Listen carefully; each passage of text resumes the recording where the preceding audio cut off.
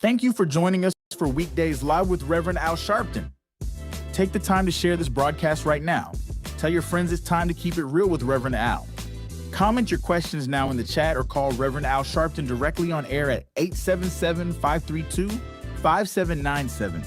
Now stay tuned for Reverend Al. This is Reverend Al Sharpton. As you watch the broadcast, support National Action Network. Go to www.nationalactionnetwork.net and be involved. You can join, take your membership right online, www.nationalactionnetwork.net. Getting ready to start the program, but we need you to be part of the movement.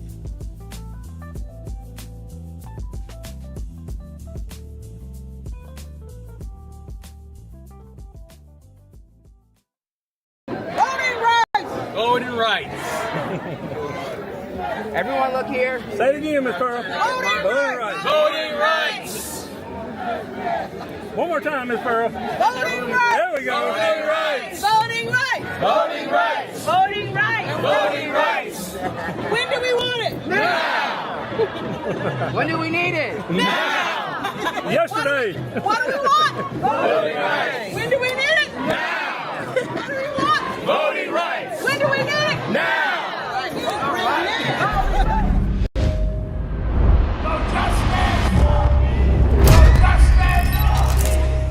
62 years ago today, Martin marched in Washington. 62 years later, the dream is not dead.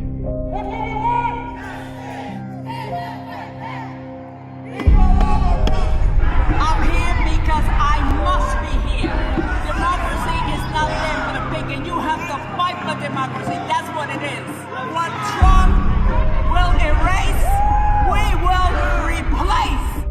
Is the dreamers in many cases have reversed and tried to turn it into a nightmare. We come to Wall Street rather than Washington this year to let them know you can try to turn back the clock, but you can't turn back time. We gonna keep the dream alive on Wall Street.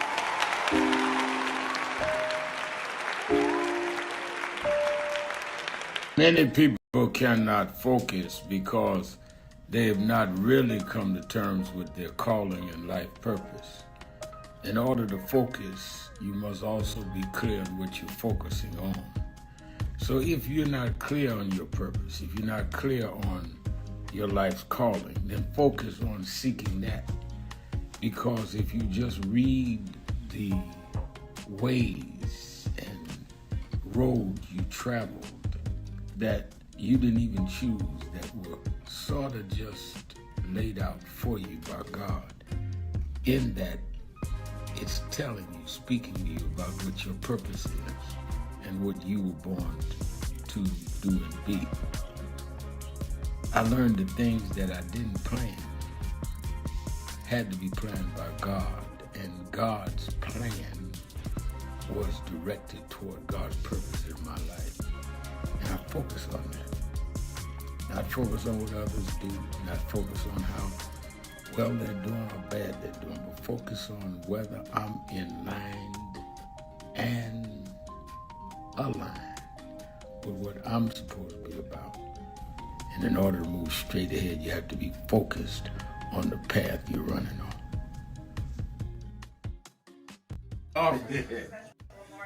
Rev, you know, you were right there From the beginning. with the stuff that Yep. was going on in Brooklyn at Yeah. that time, at Yeah. Howard Beach. You were right there. He had in one of the early movies, he had my name. Then he put me in Malcolm, and I wasn't even old enough to know Malcolm. So we've been through it all. For those who see Malcolm X, it's 3 hours. But fast forward to the scene yourself, Yep. Bobby Seale. Right. Bobby Seale, Denzel, and me. Yeah. Denzel was on the set. Now, let me ask a question. Yep. What was your weight on that scene? I probably about 270. I was bigger then. Yeah. Still had the hair. And you had the head on. It's Friday, yourself, and Bobby Seale. April 24th. Do you know what time it is. It's Al Sharpton's time. And for the next 3 hours, it's time to put aside all pretenses, deception, denial, or fronting. The time has come to keep it real on Keeping It Real with Reverend Al Sharpton. A very good afternoon to you all across the country. Good morning to our West Coast listeners, and welcome to our West Coast listeners. Good morning and welcome to you. I'm coming to you live from National Action Network corporate headquarters. It's Exhale Friday, where we let you talk about whatever is on your mind, whatever is in your heart. All you have to do is call us at 1-877-532-5797, 1-877-532-5797. And you can also go to the message board at nationalactionnetwork.net, nationalactionnetwork.net on the message board, and we'll read as many of you as we can. Certainly I am happy to do so. Let me fact on the message board, I see Forensic Accountant saying, just a thought, if you say no justice, no peace, does the universe interpret that as an affirmation rather than an appeal? It's a good question. I know how we intend it, and that is that we intend it as an affirmation, and that we want to affirm that we do not believe you can get peace without justice. So I guess it's a little of both, because you're saying if it is that who you're addressing, if we're at a march or a rally in front of somebody we are attacking, that you can't get peace without justice, which is an appeal. And we're saying to those that say, why don't everybody just get along? Why don't we have peace? We're saying to them the appeal. Fine, if you really want peace, what you got to do is do justice. So it's a great question, and I think the answer is both. I think you're right. I think you're right. George Alford saying, keep on keeping on, Reverend Sharpton, and thank you for that encouragement. I need that every now and then. It is, in my opinion, extremely important that we stay informed. Jalen Smith says, afternoon, Reverend Al Sharpton. Just listen to you on WVON 1690, the Talk of Chicago, every midnight, and Keeping It Real show.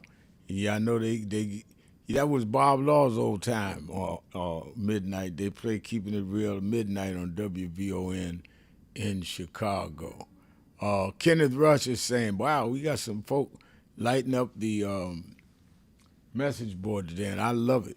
Kenneth Rush is saying only 9 states have a black statewide elected official in the United States.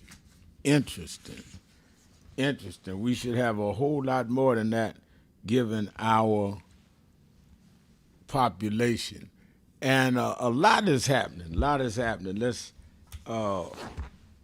first and foremost, I saw Secretary of Defense, he calls the Secretary of War, Hegseth. He and the Joint Chiefs, the Chairman of Joint Chief, Kane, I believe is his name, they talked about the developments and diplomatic moves around Iran. Really didn't say much that we didn't already know, but we'll see what is the outcome. Clearly, Trump is not going to be able to deliver in terms of saying that he's going to just go in and destroy the country. He's sold a lot of wolf tickets, and they've called his hand. They said, okay, come on with it. Let's see what you're going to do. And now they're trying to go back to the table. They're going back and forth. I think we need to be real clear that this is Netanyahu's war, and Trump is a pawn of Netanyahu for whatever reasons. But I think the most outrageous thing, I was on MS Now and Morning Joe the last hour this morning. Most outrageous thing as I sat in the studio watching Hegseth's presser is to say that, that the United States has very little oil going through the Straits of Hormuz, and it doesn't affect us. It does affect us. 20% of oil goes through the Strait of Hormuz. So the people we do business with, that we import and export with, they run their stuff through there. So that is crazy. You don't have to do direct business there if you're doing business with everybody that has their oil from there. And if they don't have their oil from there, it impacts your business, which is why gas prices are going up in the United States, which is why all heating is going up in the United States, which is why 1 + 1 is 2, Hegseth. It's illogical what you're saying.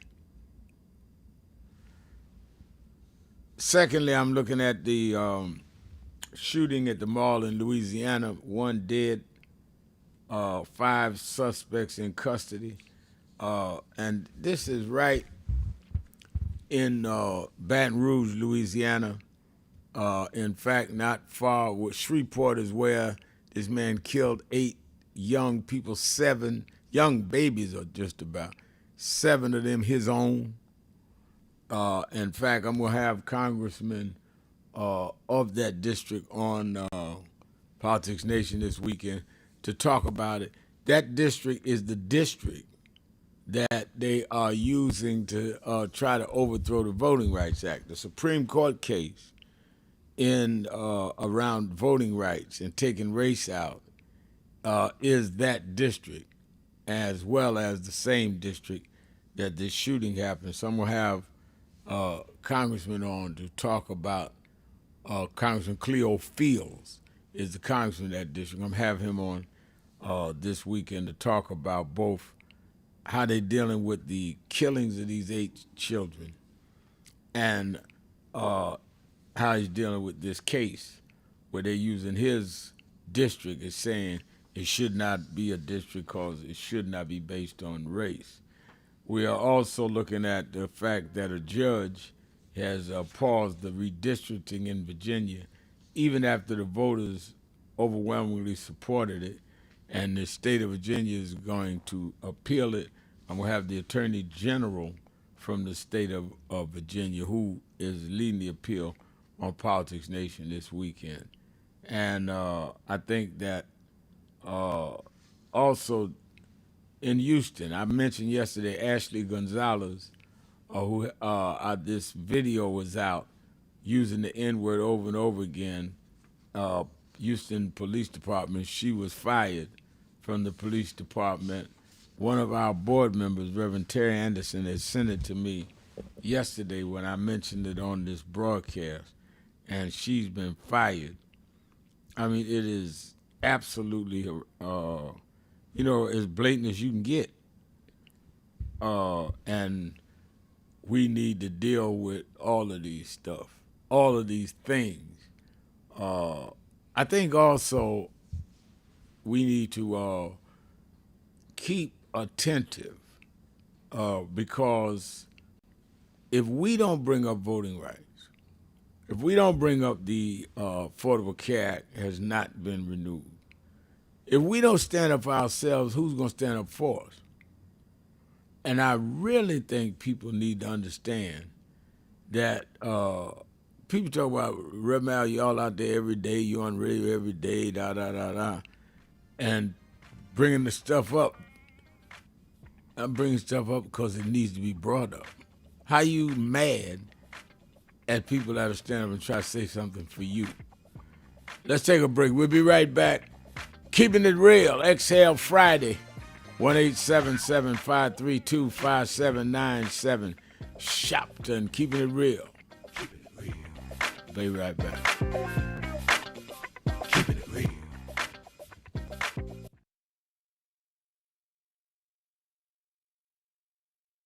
And I think that is extremely important about the funding. But I also want to add how they're changing what can be taught. You have states outright saying you can't teach Black history and you can't teach certain other histories and the curriculum. You have this administration that is literally taking out exhibits from the Smithsonian.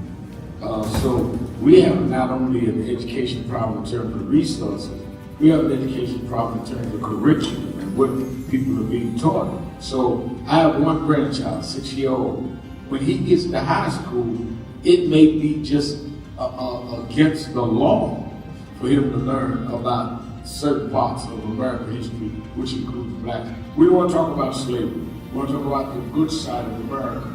Well, what does that mean? That's not history. Everything was not good.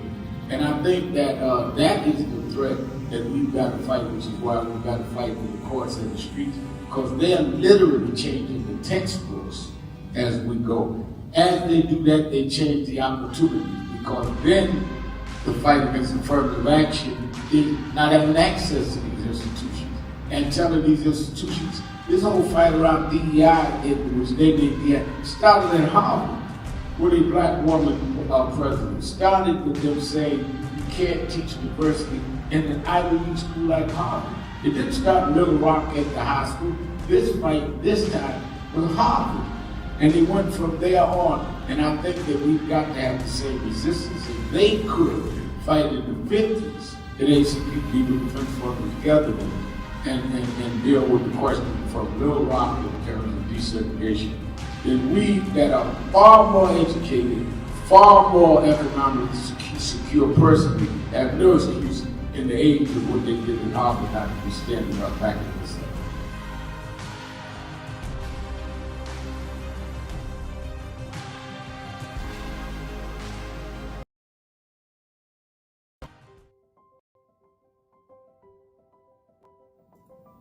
Hi, it's Reverend Al Sharpton, President and founder of National Action Network. We are at the very end of 2025, and I want to first say that I want to thank all of the officers, chapter leaders, regional directors, national staff, and certainly National Board of National Action Network for a solid and absolutely incredible year in 2025. Despite the fact that we are under assault, voting rights, diversity, equity, and inclusion, the battles globally where we're seeing Nigeria and Venezuela attacked, and on and on and on. We have been steadfast as an activist organization in the tradition of Dr. King. We started the year with a national call that thousands responded to, and we were in Washington on our side of town while Trump was being inaugurated on the other side of town. And we made a pledge. We told people to lift their hand and make the pledge, and we kept that pledge to work all year to keep the dream alive. And that led into when Trump went after DEI, we supported some that were boycotting, and we started boycotting, something that had never happened. We said we're going to go buy from those that have committed to keep DEI, and went in several cities around Costco's and Sharpton. We've now bought stock in other companies. We're going to shareholder meeting and demand they continued DEI. We've had sensational national action network convention covering the span of activity, from political empowerment to education, to how we deal with the black church, how we deal with black women development that has to deal with both discrimination based on gender and race. And of course, we came to Wall Street by the thousands and marched in late summer on the anniversary of the March on Washington. And people thought you could not get people out, and they came from all over the country. And we marched on Wall Street and had an enormous turnout. The only mass black march, black-led march this year. We had a lot of protests, a lot of marches. I salute all No Kings marches and all. But the black organization march, it welcomed everybody. We had white, black, everybody there. Was our march on Wall Street in August. And then our Triumph Award and on into our fall agenda of organizing, mobilizing. We've expanded. We've started chapters in about 12 new cities. So I am proud of what we've done this year, but it's only the beginning, because our very rights are under attack, and they're not even being quiet about it. They want to revoke the Voting Rights Act. Section 2 may fall with this bill. They want to end the Civil Rights Act of 64. That's what the end of DEI is about. So let us be more alert and active than ever.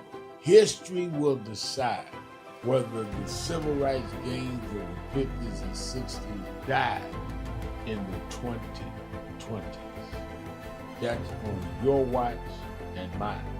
So if we've got to march, we have to protest, we have to lobby, we have to rally, whatever we need to do, we need to put our shoulder to the wheel more than ever. I'm going to lay out a plan on King Day, both in Harlem at our annual event and in Washington at our annual Martin Luther King Day breakfast that we do in D.C., we do 2 cities that day. And then, of course, all roads lead to New York in April for our convention. We had, as I said, the largest attended convention last year in 2025. It needs to be more this year because our very existence is at stake. We also are closing our negotiations on a new headquarters, our national headquarters that befit our mission. I'm so excited about it, but I can't give you details. We're just about ready to sign the contract, but it will be something that will last longer than many of our lifetimes. So we came alive in 25, despite a hostile administration, despite the fact that a lot of people were intimidated and spooked into silence. We came alive in 25. Now we have to straighten out tricks in 26. I need you, we need each other. Let's do this. All these tricks, don't forget, Trump only won by 1.5%. He is trying to act like he has a mandate. No, he has a mission, Project 2025. We have the mandate that we can't let them undo what has been done. And we must even go further for the empowerment of all people. Happy New Year, and be focused.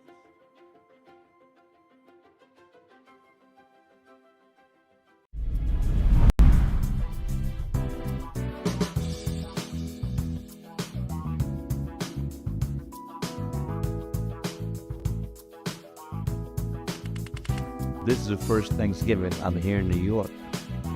Over 20 years.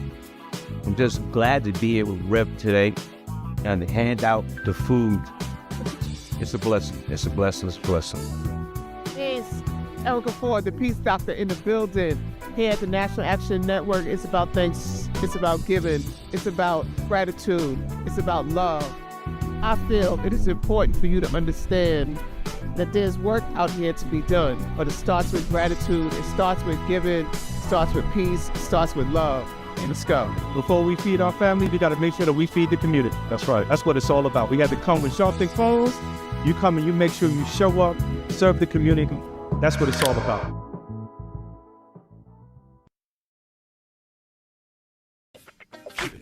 I am your host, Reverend Al Sharpton, and we're back. 1-877-532-5797, 1-877-532-5797. And let me say by way of announcements, don't forget Politics Nation with Al Sharpton both tomorrow, Saturday, and Sunday at 5 p.m. Eastern Time. And as I said, I'm going to have on the Attorney General from Virginia on how they're going to fight this case where the judge has unbelievably put a hold on the vote that people came out by the tens of thousands and voted yes to redistrict Virginia. One local judge put a hold on it, and they're appealing it. I'm going to have the Attorney General of Virginia on tomorrow to talk about it. I'm going to have a Senate Democrat talk about the whole question of the ICE budget and the whole question of the war powers. I want to talk about that. And, of course, Roy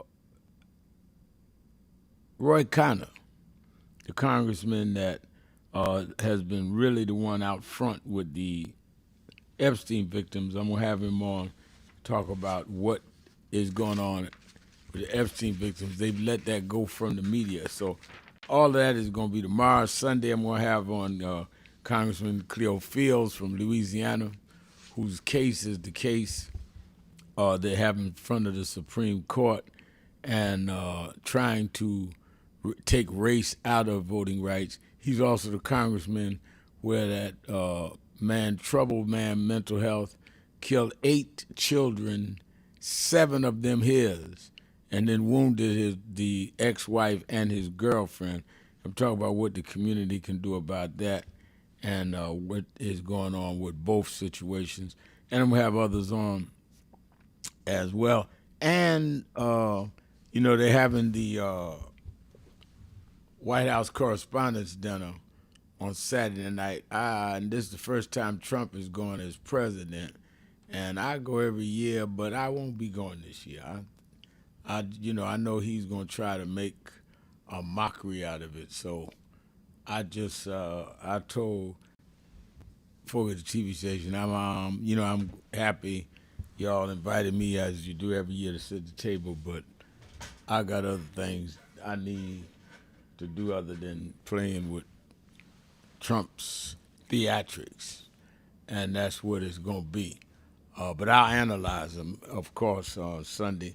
And we were talking about it a little bit this morning on Morning Joe, but it is amazing to me how he talks to reporters in such a belligerent way. Didn't you just hear me say this? And he, calling them like dummies and all. Now let me say something else, and I'm going to deal with this on Politics Nation.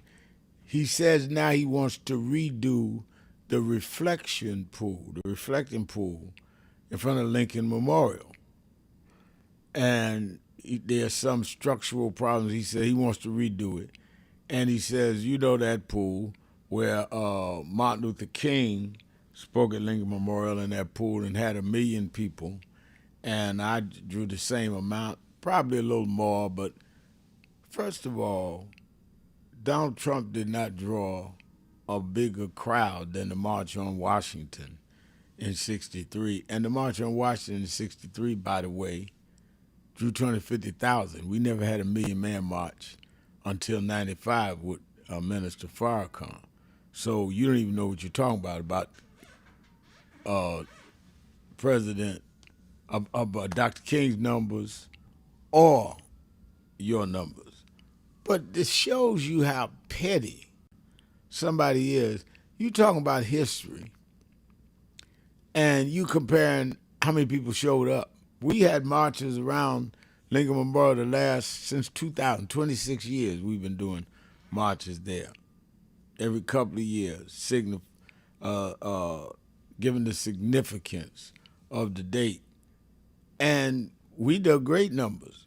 But I'm not comparing the numbers to other people's numbers. It's just the insecurity and immaturity of this president alone is startling. Republicans, forensic accountants saying Republicans are complaining because Abigail Spanberger ran what they believe to be a moderate campaign, but she is moving decidedly to the left, and they're not happy. Just like you have a lot of people in their party that moves decidedly to the right or decidedly to the center. They call that politics. And some people grow in office. Some people grow and they hear different things. So I'm not surprised that these people, they're going to be mad that a Democrat woke up in the morning. That's how petty they are. I also thought it was interesting, Joe Rogan, who was one of them giving these airwaves to Trump and the MAGA crowd, and he had started attacking Trump about Iran. Then Trump had him to the White House for the signing of an executive order last week, and looked like they made up, and now he's back out again attacking Trump. Even some of Trump's crowd is getting sick of him and don't understand why he has gotten us in Iran. American military people are dying, and Americans at home is paying for it at the pump. I think that it is a real precarious position we're in. Cedric Cooper says Donald Trump wants to have his handprint on everything by trying to rewriting history itself. Remember, he sit back on the upgrade Air Force One set. It's amazing, Doc. It is really amazing. And what amazes me is a lot of us just won't get up and do what we supposed to do to make sure we do not have this kind of people, these kinds of people in power over us. I tell people, I said it at Reverend Jackson's funeral, problem ain't Trump, problem's us. If we got up and did what we were supposed to do,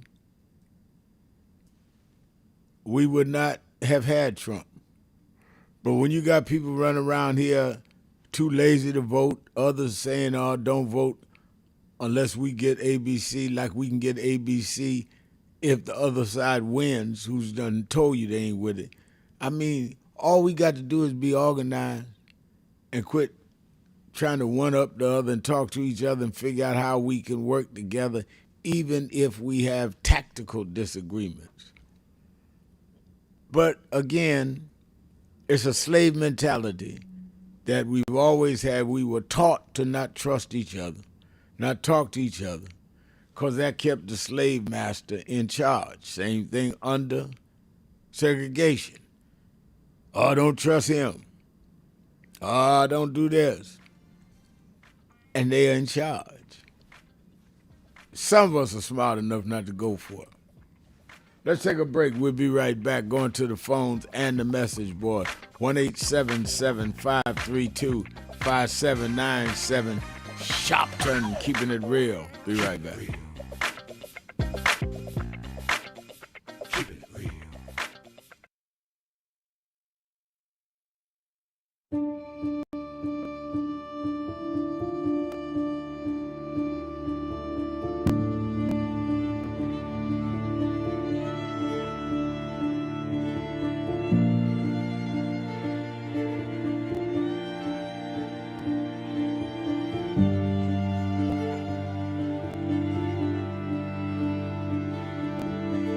Robert Culp used to do a show with Bill Cosby, I Spy, and he did a documentary on breadbasket, Robert Culp. Oh, wow. You need to see that documentary. It's great. Absolutely. I lived this. I didn't read this. I lived it. I was there. You true to this? I'm true to this. Not new to this. I ain't new to this. Vote to phone Troy. He was, Jack Odell was one of the guys that Kennedy warned Dr. King about. Say he was a communist. Wow. Jack Odell and Stanley Levinson. And Reverend brought him in. Nobody else in the movement would deal with Jack. Reverend brought him in. Oh, yeah. Sure. Just us. Just us. But there's stories behind all of it. It didn't just happen. But I am somebody. I may be on welfare, but I am somebody. I may be in jail, but I am somebody. I may be an educator, but I am somebody. I am black, beautiful, proud. I must be respected. I must be protected. I am somebody. Come today. I see the Reverend Jesse Jackson is here. Yes. Lord, we thank you for the Reverend Jesse Jackson. Yes. I see the Honorable Maxine Waters is here. Yes. We thank for Maxine Waters. You see the Reverend Al Sharpton is here. Yes. We thank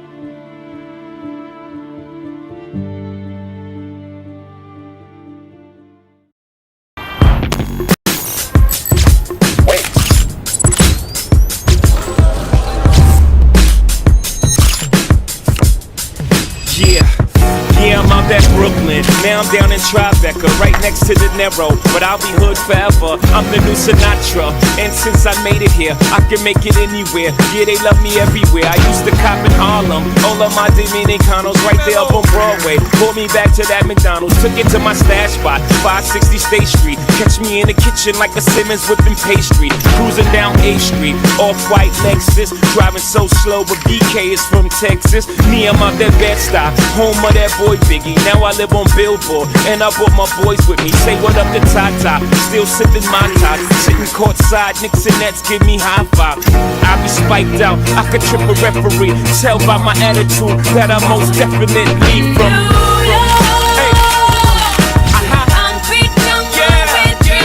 Hey.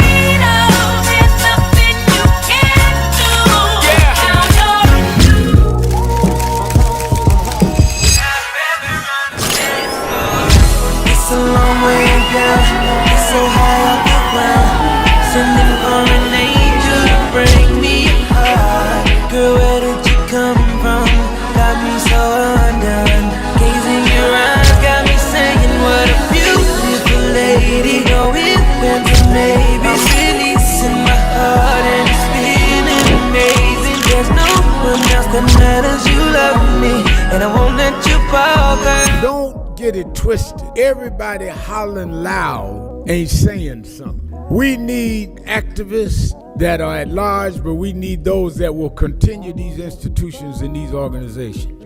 If you are what you should be, you don't have to have nobody step aside. People will push you up.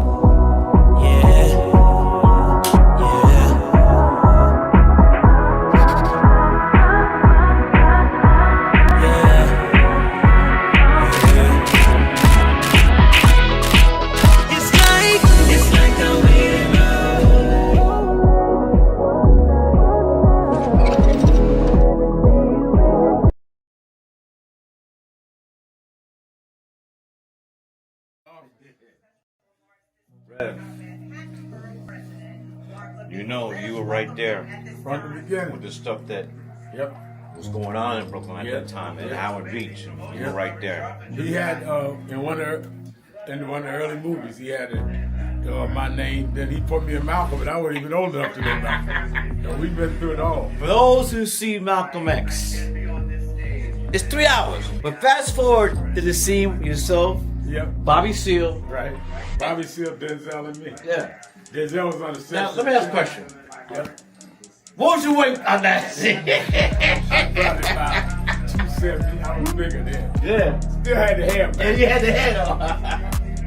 Yeah, it was Denzel, yourself, and Bobby Seale. Yeah, all in one scene. And also, there was no cut. We went like this. That's right. That's right. That's right. Yeah. Only Spike could have done that. It's my brother right here. My baby. Brooklyn's in the house. Yes, sir. Brooklyn's in the house. BK.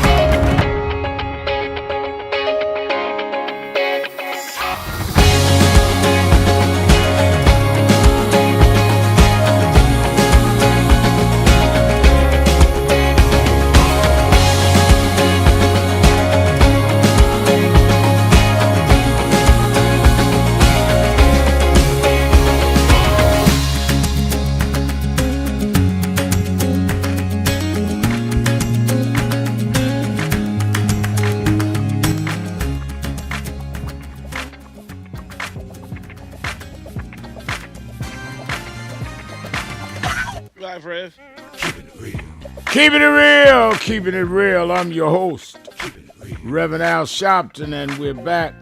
1-877-532-5797. 1-877-532-5797. Or Twitter, message board at www.nationalactionnetwork.net. Let's go to the phones. It's Exhale Friday. And I see Bruce Turner's on the page, our message board, saying we know the wackos will be coming out. The closer we get to midterms, don't waste your time arguing with the fool because people won't know who the fool is. Block them. Yeah, you're right. And I think, I noticed the last week or two, you start getting callers that never called before. And the thing that exposes them is they call and oppose stuff that nobody said. One guy, well, you supported so-and-so. When did I say I supported that? Well, I think you are. I saw you in a picture with them. You saw me in pictures with entertainers. Don't mean I can sing. I mean, just all kind of stupid stuff. And it's not stupid because anytime somebody is vehemently against you and being disruptive on radio or wherever and can't tell you why, then you can only assume they've been sponsored by somebody. Because why they're so passionate about something that they don't even know what they're passionate about. Let's go to the phones, Exhale Friday. Let's start in the week with our blessing like we start the week most weeks with my dear friend from Chicago, Illinois, the beloved Miss Eunice. Miss Eunice, you're keeping it real with Al Sharpton. Good afternoon, Rev. Let me start out by saying you are amazing. Do you sleep with one eye closed and one open? I look up to you on Morning Joe, Nicole Wallace, and elsewhere. I say God bless and keep you. Thank you. And moving right along, I say to the Democrats, don't stop the Epstein investigation. It was disgusting the way Ludwig acted at the hearings yesterday. And he, Blanche, Bundy, and others are complicit in the cover-up. And why did Maxwell get preferential treatment she was moved from one prison to another. Are you saying that it's for no reason? Could it be she agreed not to talk about the Trump involvement, and that's what I think. So they pull all kinds of tricks. And then it is interesting.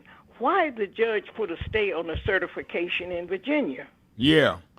I mean, that is the most obvious anti-democracy thing I've seen in a long time. Yeah, and enough is enough already. And then one final thing. Trump was saying when he leaves office, he's going to pardon wholesale. That should never be allowed. You need to do something to prove your worth. But this guy's getting away with so much, along with the Trump family, making money hand over fist, and they're out of control also. So thank you as always, Reb, and you have a great week. You have a great Sure. weekend as well. Thank you. And love to the family. Love to you and love to your loved ones. And Tanya Stovall's on the message board saying, love you, Miss Eunice, always, and blessings to hear your wisdom.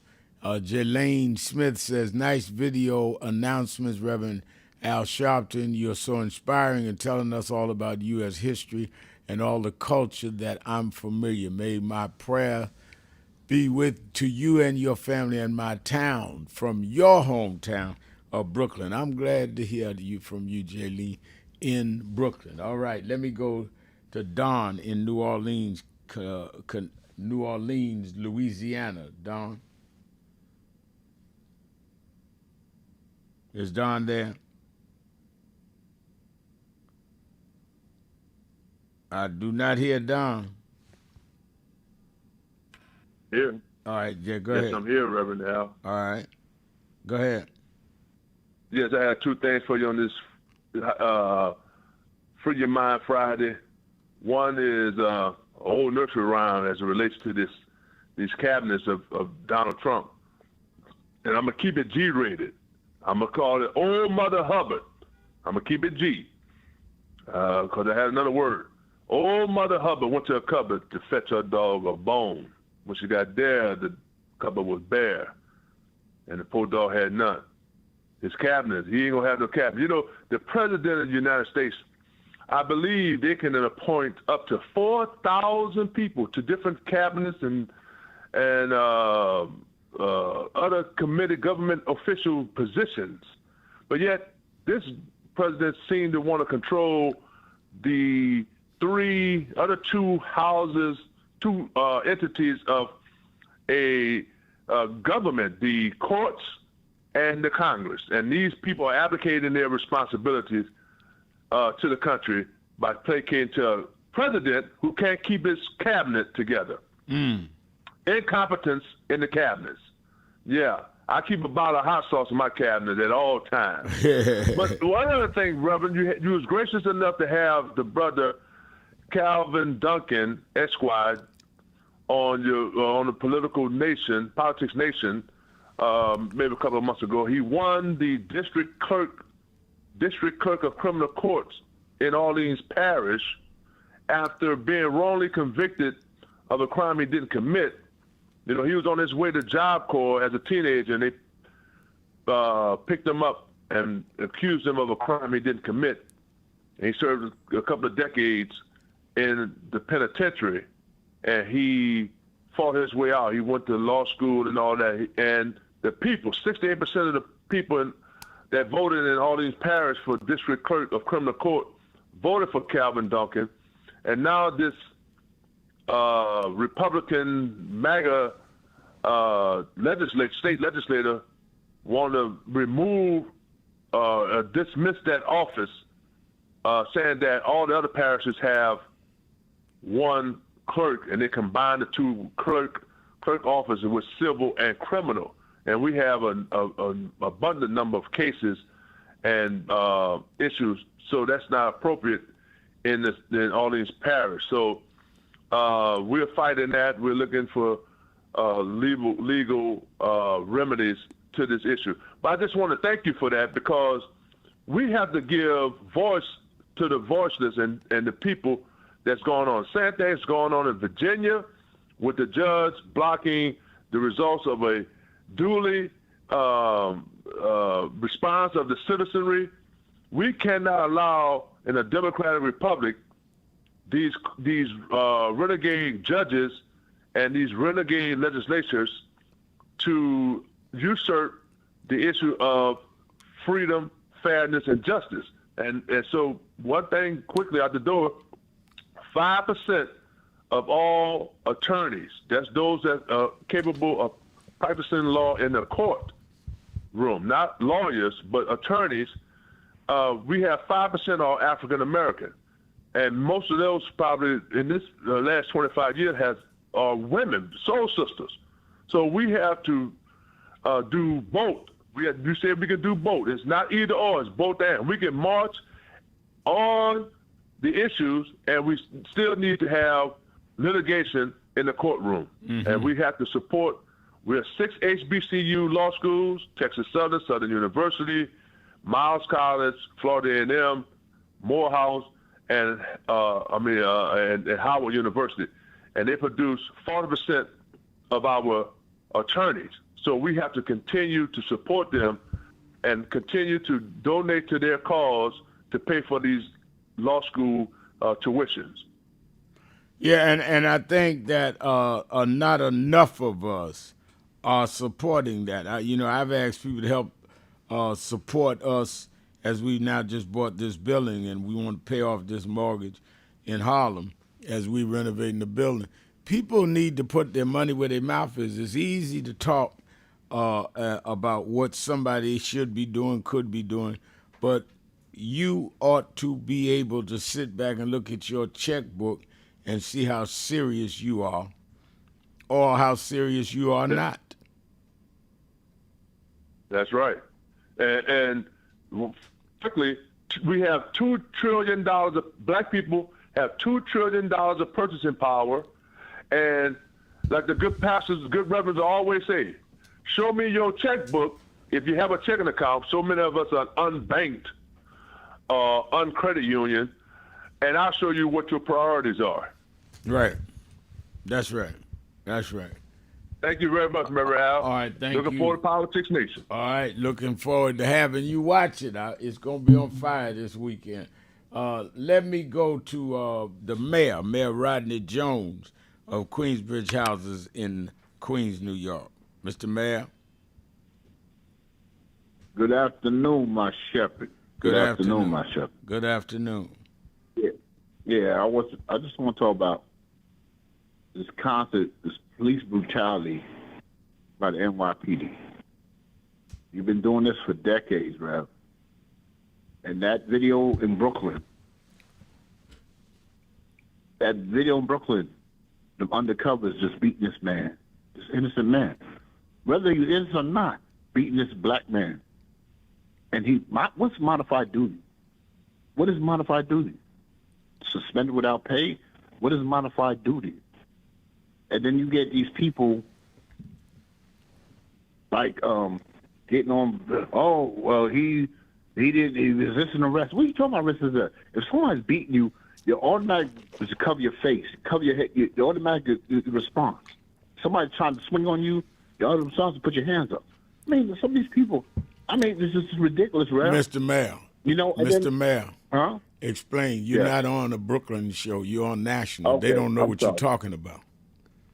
I'm sorry, man. I apologize. Yeah, New York City. In Brooklyn, New York, there's a case where undercovers approached this man thinking he was the perpetrator. Found out he's innocent, but they was just swinging on him, beating him down. You know what I'm saying? Just throwing him around. Just this disregard for. It was classic brutality. It's one of the worst tapes I've ever seen. And it's on video. It's like they didn't care, and it's like, and it's like, Rev. And then it's like, then he on the record, well, they dropped the charge of business rep. Rev, I've been through this in Queensbridge. Now, you've been to Queensbridge in 89 with my friend Richard Luke back in 89. Right.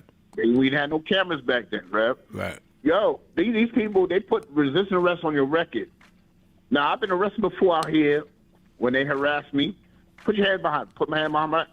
I found out resisting arrest was on my record, so I had to get that thing taken off. Anybody that's been arrested in NYPD, that might be on record. Because next time they approach you for something, they say, "See, he resisted arrest back in so and so, so and so." And call you a And repeat offender. Yeah.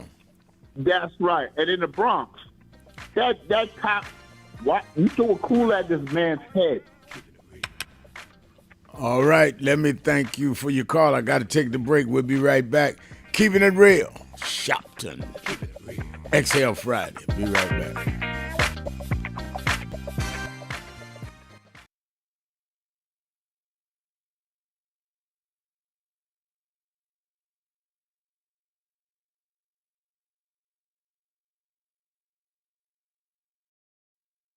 So who is Al Sharpton anyway? Who is this 33-year-old preacher without a church? A number of black New Yorkers as well.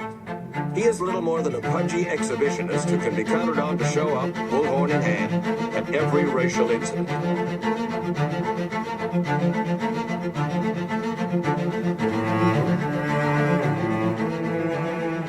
I often quote Mark Twain saying, "The two most important moments in life is the moment you are born and the moment you find out why you were born." I had a very troubling conversation the other day that prompted me to do this little video. Young man that I've known a while came to me and he was crushed. I mean, really crushed, because people were criticizing his work. He's in the ministry, but he's also an actor. And he said he couldn't understand why people were jumping all over, criticizing him, trying to find scandalous and derogatory things about him. And I told him, I said, you know, you very young. You don't know the road I've traveled. They call me everything but a child of God. A blabbermouth, a loudmouth, too flamboyant, an agitator, a racist, I a race had to baiter. learn. Yeah, right. I was not defined by how others saw me. I was defined by how I saw myself and whether I was being true to myself. Some of you watching this don't like me. And it doesn't matter as long as I know what I'm doing and I like me for being real. So I'm doing this video to say to you, whoever you are and whatever you do, you may not be in ministry or social justice, none of this stuff, but don't live your life worried about opposition or people that don't like you. You can turn that around. Use me as an example. The same people that call me a scam artist, a con artist, a sellout, or racial hustler and all, I kept going.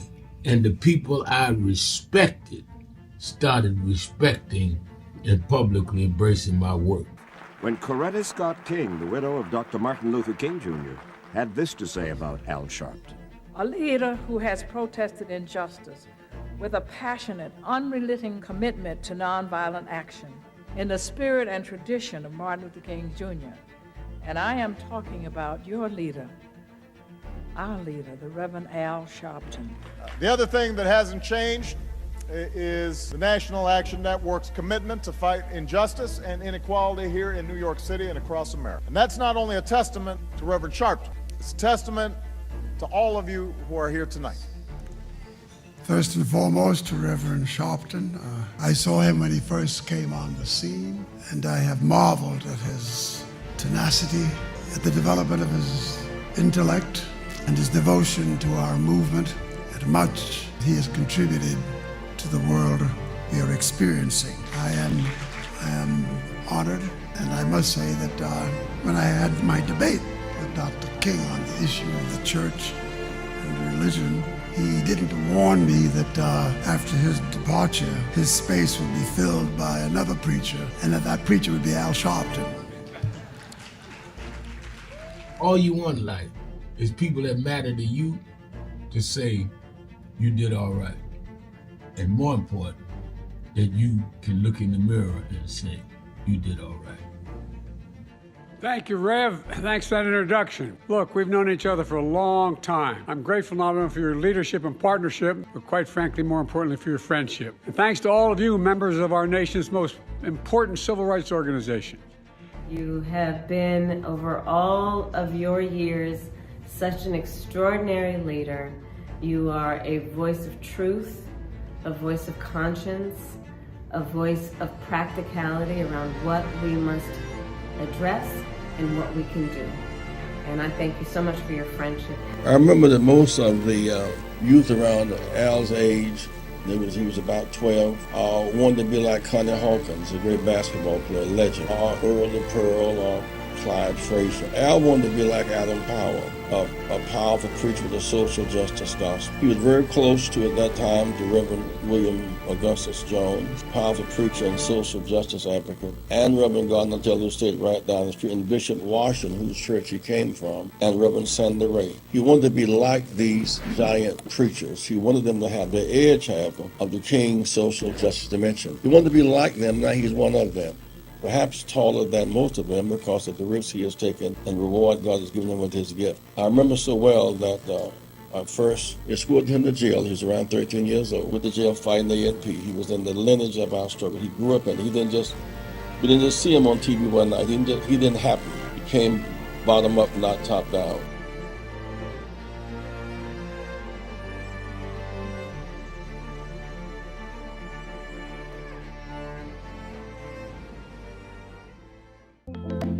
National Action Network. Power in action. 35 years of justice, impact, and purpose. Wow. This is the Saturday after I had done 90 days in federal jail for leading a protest in Vieques, Puerto Rico. And I had went down to join Latino activists that were against the Navy bombings that was exercising Navy bombings that was causing asthma and health effects among the children there. And I was on my way to Saturday rally one Saturday, and I said, if they're going down there protesting that, and there were protesters, they would go out in the Navy base in the field and lay down, and they'd arrest them for being on federal property. And if they were doing that, then I would join them because many of the Latino leaders went to jail with us protesting Amadou Diallo. I ended up having to do 90 days in federal jail. They transferred me from the federal prison in Puerto Rico, me and 3 others that went. They only got 40 days. They said because had a long sheet that they was of many other civil rights arrests. They gave me 90 days. I had to do 50 by myself. When I got out and went to the Saturday rally, Stephanie Mills, who we'd known each other since we were kids, she was there and sang at the rally that Saturday. That's her singing Home, as soon as I get home. 1, she knew I loved the song, but 2, it was appropriate because I was coming home. And we won that. They closed the Navy base in Vieques, Puerto Rico. You go there now, there's buildings and condos and a little plaque for the 4 of us. They call the Vieques 4.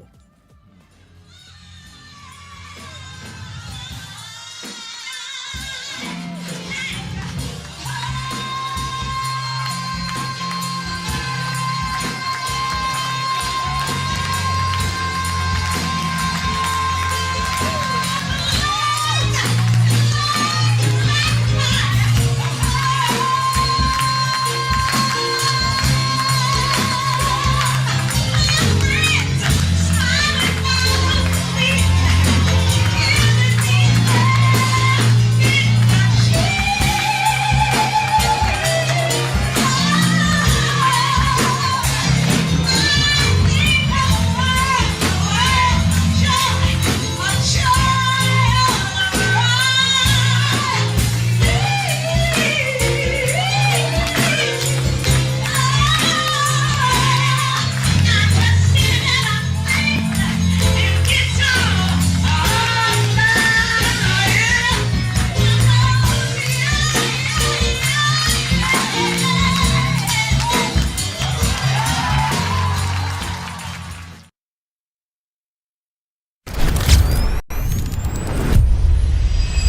This organization has been on the front line.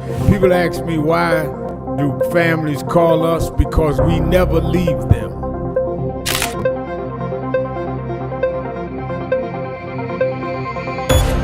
No justice! No justice! What do we want? What do we want? What do we want? When do we want it? When do we want it? When do we want it? The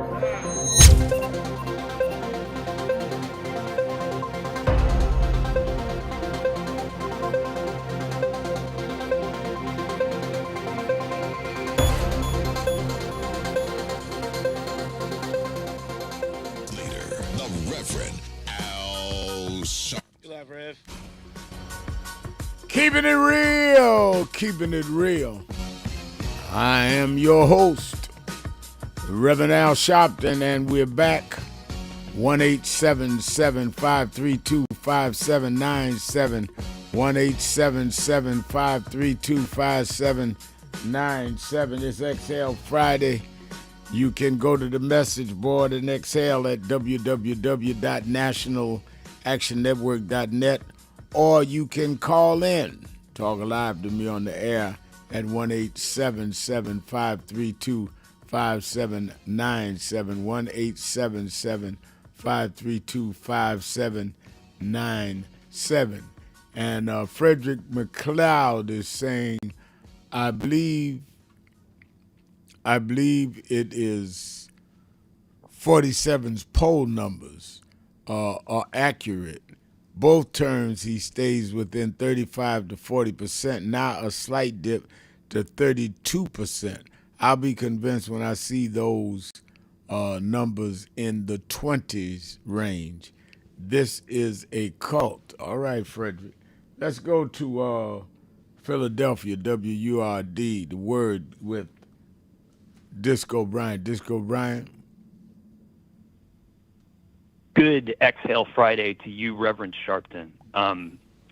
Please help me get clarity on the difference between coalition building versus walking into a trap with neo-Nazis, Rev. I understand the value of working with people who may disagree on tactics, but I believe from the wisdom that I have soaked up from you and the Nan family that it's also imperative that Democrats not follow the Ro Khanna model of treating ideological arsonists as coalition partners just because on one issue, Trump, they happen to oppose Trump. Rev, just hours before he was on stage with you at the convention, Congressman Khanna publicly tagged and credited Tucker Carlson and Marjorie Taylor Greene for helping pressure Trump on Iran, and maybe that would have been okay, but he also did something else. He said Congress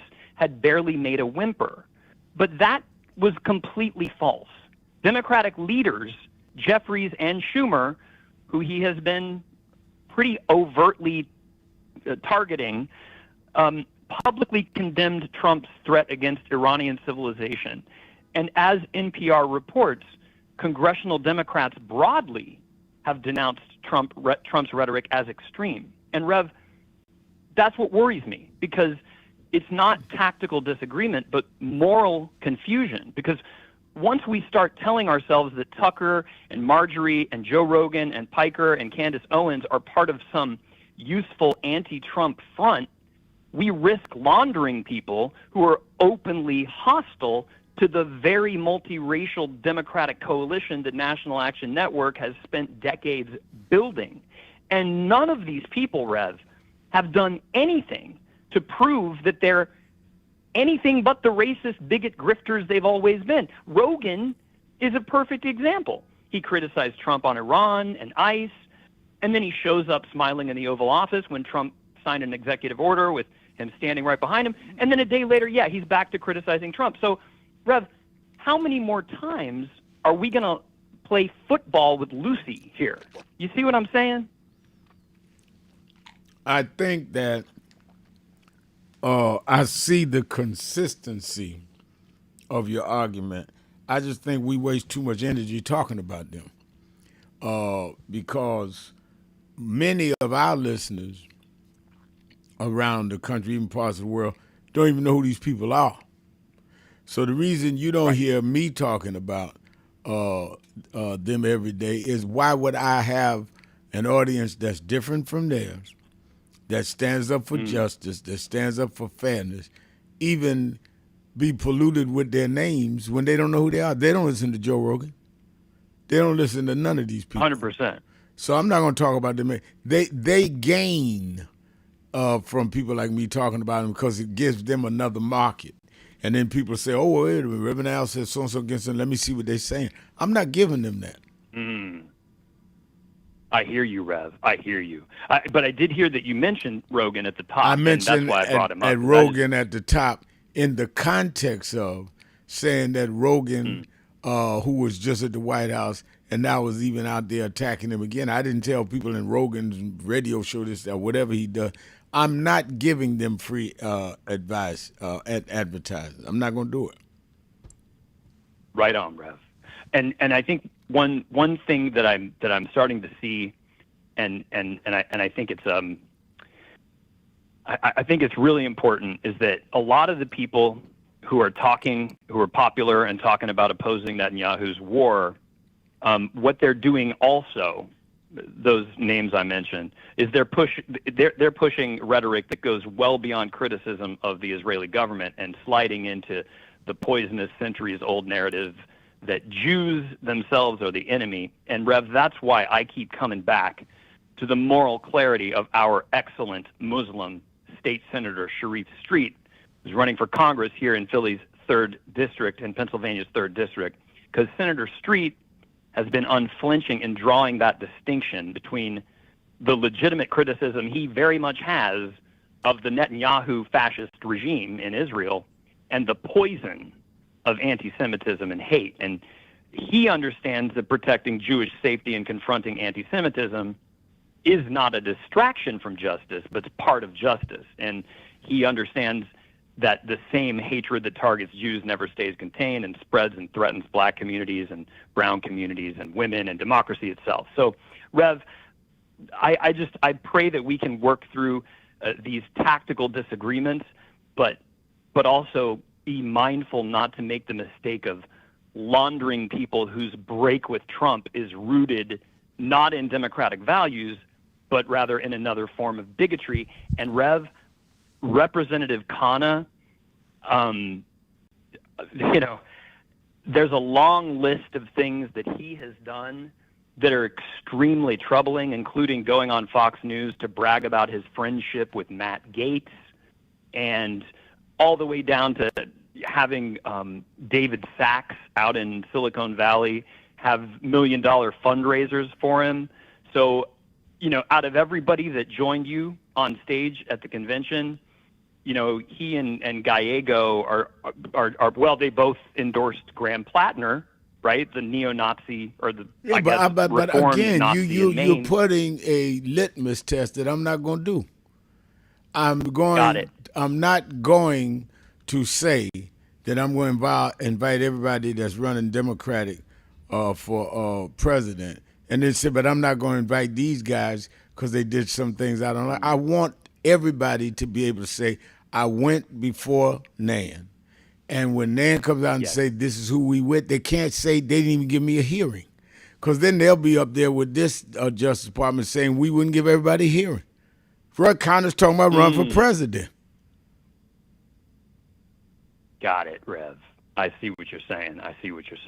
I hear you, and I just hope that, Ro Khanna, takes heed of what happens when we start talking about praising neo-Nazis like Tucker Carlson and Marjorie Taylor Greene. I just don't know how much we can trust people who have done nothing but say, hey, Trump sucks, even though they haven't done anything to atone for their entire careers being racist, anti-Semite bigots.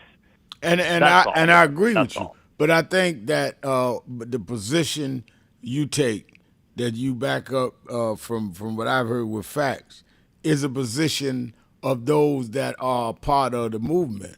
And me being the president of the organization, I got to protect the legality of the organization. That if I'm announcing on the airways that I'm inviting all the presidential candidates, Democrats, I got to invite them all. And because they are looking, I'm sure they're listening right now for me to do one thing that's against FCC laws, and they'll tell all the stations, take them off or we taking your license. So I'm not sitting in the audience as a member. I'm there saying I got a dual responsibility here. And then when we come out with our findings, we will state why we went away and why we didn't. Many of the issues you raised are legitimate issues, but they can't say I didn't give them the opportunity to express themselves. Rev, I hear you loud and clear, and it is an honor of my lifetime to be on this program, and I love your leadership and your guidance and your moral clarity, and God bless you, brother. Thank you. God bless you. Have a great weekend, you and your lovely wife. Let's take a break. We'll be right back. Keeping it real, keeping it real. Sharpton. Be right back.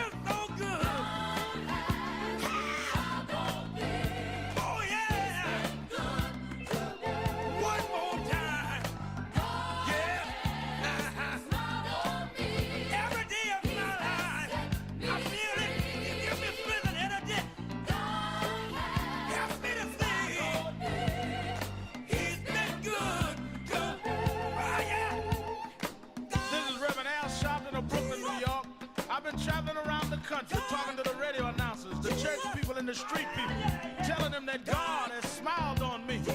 God has smiled on you if you got breath in your body, if He woke you up this morning and started you on your way. But I want to tell you some stories of people that God smiled on. We know the story of Dr. Martin Luther King, how it started way back in Montgomery, Alabama in 1955, trying just to get dignity, trying to get respect. And he went all the way to the mountaintop. But he didn't forget about the brothers in the valley. He didn't forget about those trapped in the alley.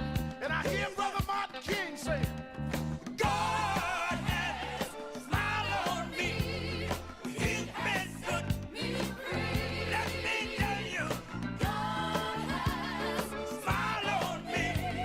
It's been so good to me. Then I see as Dr. King went on, another man stepping to the forefront by the name of John F. Kennedy, who rose up and said, let's not stand back. Let's not wait for a handout. Let's wait for a way out. He said, ask not what your country can do for you, but what you can do for your country. He said, don't us gravel and don't us moan, because God done smile on us.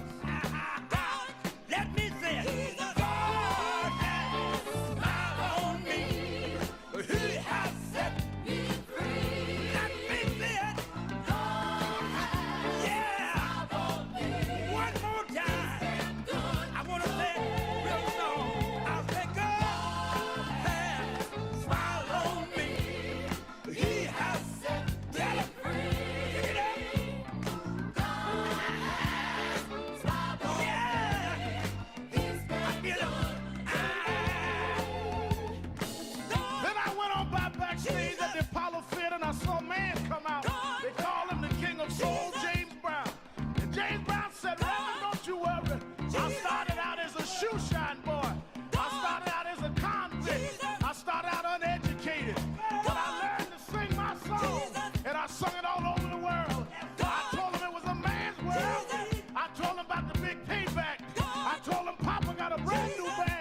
and all over the world they can hear my voice.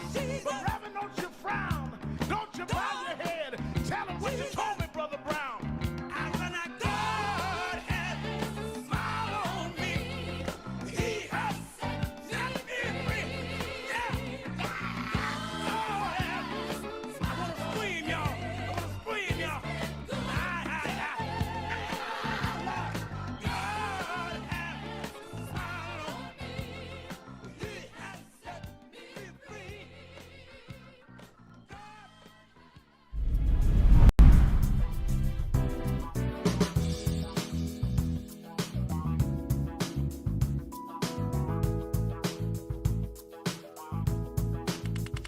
This is the first Thanksgiving I'm here in New York. Over 20 years. I'm just glad to be here with Rev today and to hand out the food. It's a blessing. It's a blessing. It's a blessing. It's Erica Ford, the Peace Doctor in the building. Here at the National Action Network, it's about thanks, it's about giving, it's about gratitude, it's about love. I feel it is important for you to understand that there's work out here to be done, but it starts with gratitude, it starts with giving, it starts with peace, it starts with love. Let's go. Before we feed our family, we got to make sure that we feed the community. That's right. That's what it's all about. We got to come with Sharpton phones. You come and you make sure you show up, serve the community. That's what it's all about.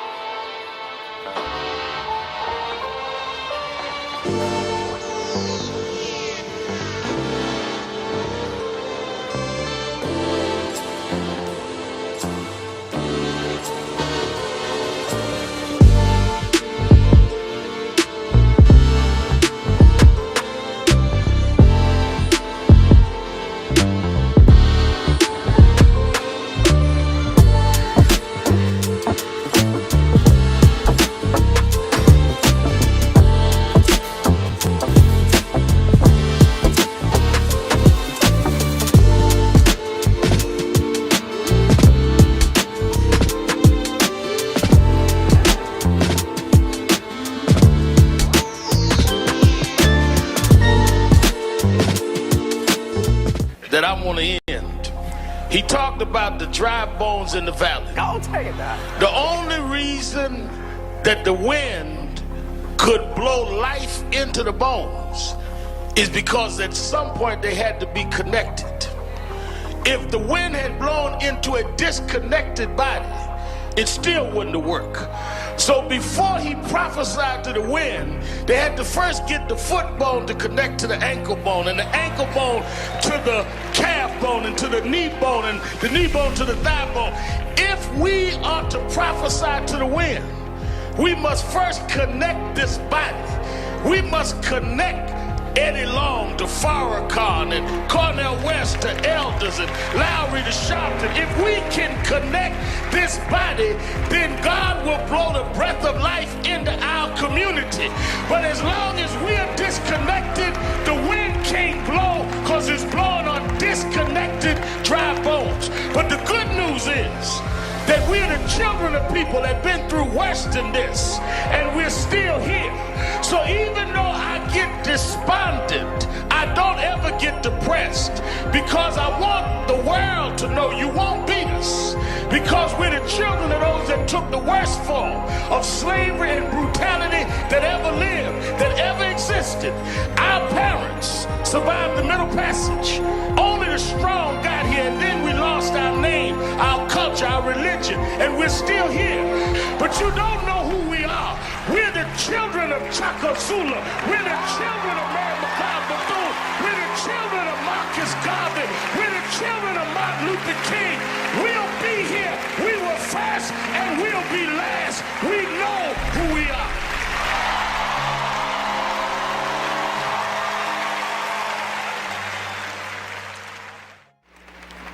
Reverend Sharpton, how do we begin to make peace with our past? I don't think it's our obligation to make peace with our past. I think it's our obligation to learn from our past and to understand that soon we gonna be the past. I mean, a lot of us act like we gonna be permanent, And the past is the past. If we draw on the strengths of the past and uphold the dignity and the integrity of our people, and then perform it at our highest level in our generation, as Dr. Moss said, that's our obligation. You know, one of the reasons that I've been so concerned about this cultural tone that we're in now is a lot of us have lost the dignity that our community has shown from Jamestown to now. I've questioned some of the artists that no longer sing to uplift us. And there's never been a generation that didn't use our music and our culture to lift us up. And the excuse is where they say, well, we just want to show what's there. But we never just accepted what was there. All right, let's go. You're live. Keeping it real, keeping it real. I am your host, Reverend Al Sharpton, 1-877-532-5797, or go to the message board at nationalactionnetwork.net. And I see Tricia 1989's on the board saying, I truly understand what Brian is saying. I'm hearing more and more about those people, and it's not good. They want to destroy the party. IMO with them as our new leaders, but we must multitask. And I agree. I think that I have a lot of concerns, I'll put it that way, about a lot of people.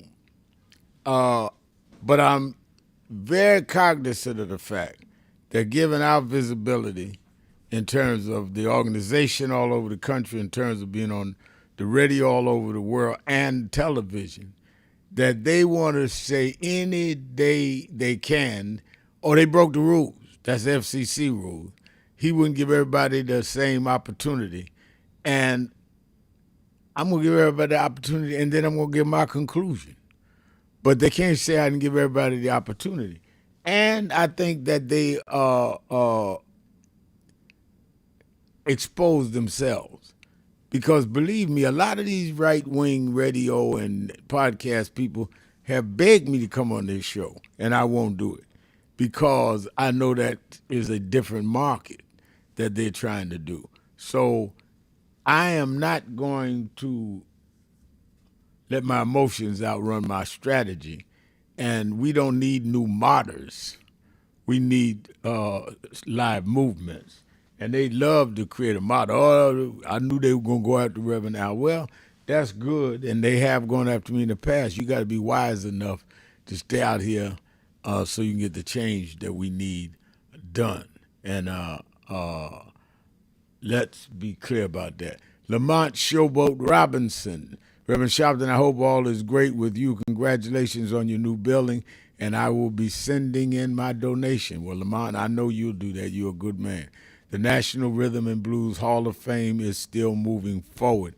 Yeah, and I get some shots from you every now and then. You send me pictures of it, and I definitely got to get out there to see this. I know James Brown would be proud. And a lot of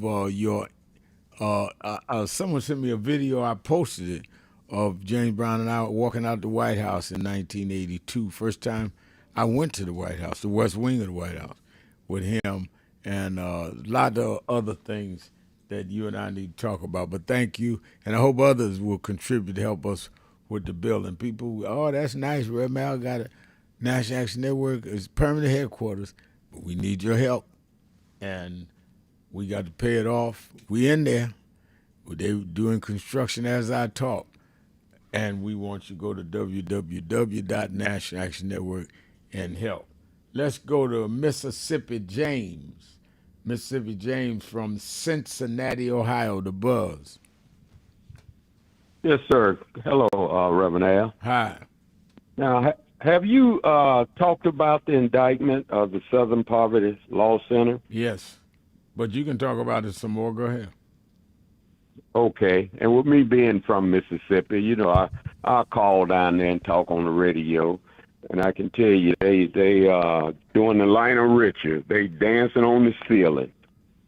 Matter of fact, they cheerleading from the city, from the ceiling. And it is absolutely crazy. For you that weren't listening yesterday when we talked about it, in fact, Jennifer Jones Austin and I, the attorney, talked about it. They are indicting the Southern, a firm for I'm trying to get the term right. They're saying that they were misleading their donors by paying informants to do hateful things, which on its face is ridiculous. The Southern Poverty Law Center was finding out from people in these hate groups certain moves and informing the government that there was pending violence, there could be pending murder. And now all of a sudden, because you got a new administration, they're going to say you defrauded the donors. So that on its face doesn't even make sense. You're right to bring it up, James, the second day, because I don't see how a judge doesn't throw this out. It makes no sense. And then look at who's leading it. Patel, Cash Patel, and Todd Blanche. Right. Right. And we know both of them guys are suspect all the way around. Right. Right. Yep. Yep, you're on it. Is there any way? Well, go ahead. No, I was going to say, is there any way to listen to your show from yesterday? I'd like to hear the discussion. You had a speak on there, speaking of it. Is it on our website? Yeah, go on our website, nationalactionnetwork.net, and YouTube. You can go YouTube, go Keeping It Real with Al Sharpton and put the date in. Sounds good. All right. All right, you guys have a good day. I know Attorney Jennifer Jones Austin and I discussed it yesterday. Thank you, Mississippi James. Let's go to Washington, D.C., James. James in Washington, D.C. Yeah, good afternoon, Real Mal. Good afternoon. Yeah, saw you on Morning Joe this morning, looking fresh and sharp. What you doing? Keep on doing it. Thank you. Got a question. Do you know whatever happened to Trump's niece, Mary Trump? Haven't seen her on for a while, and she used to be on the show MS Now. She used to be on there a lot. Yeah, that's a very good point. I have not seen her maybe one time in the last 2 or 3 months. I don't know what is happening. I'm going over, I'll start to say my shows tomorrow and Saturday, but I'm going over to do Deadline White House at 4 o'clock today. We asked somebody over at MS why they haven't had her on shows more. Is there a reason? That's a very good observation. You're absolutely right. Yeah, and one other thing I like that, I remember Jonathan Capehart used to have his Aunt Gloria coming on every once in a while. I would like to see Miss Eunice. I like to see what she looked like. I have her kind of in my mind, but I would like to see her. She's special. She is special. That's a great idea. That's a great idea. Yeah. Let me talk to my TV staff, see if we can talk her into that. That's a great idea. Okay, have a great day there. All right, thank you for your call. Frederick McLeod is saying, I'm with you, Rev. They are looking for any reason to yank you from your platform. Tricia says, absolutely, because Reverend Al is our only accessible leader we have. Tanya is saying, amen, Tricia. All the other shows are long gone. You got to walk this tightrope with these people. But I thank God he put mentors in my life to taught me how to walk these tightropes. Let's take a break. Be right back. More of you on the phones. It is Exhale Friday, 1-877-532-5797, 1-877-532-5797. Sharpton, keeping it real. Be right back. Keep it real.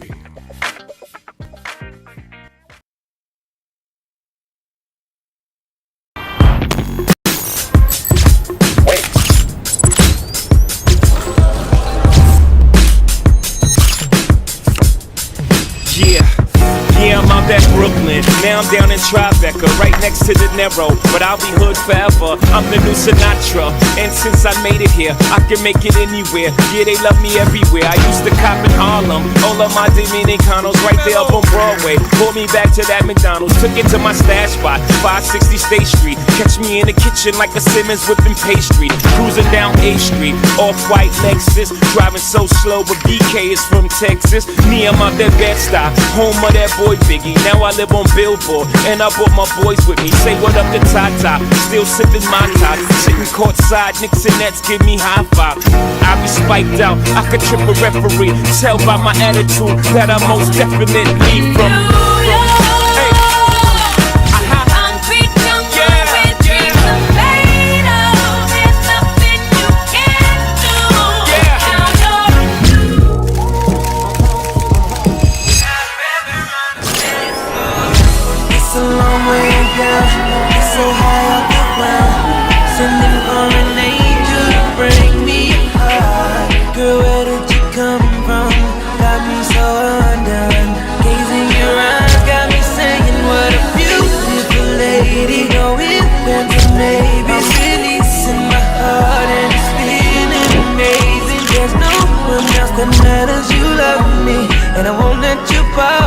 Don't get it twisted. Everybody hollering loud ain't saying something. We need activists that are at large, but we need those that will continue these institutions and these organizations. If you are what you should be, you don't have to have nobody step aside. People will push you up.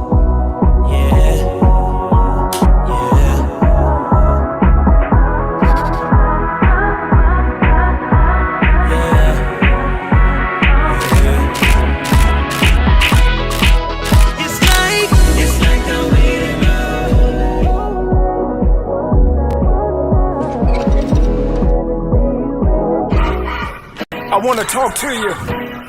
I want to talk to you. Just break.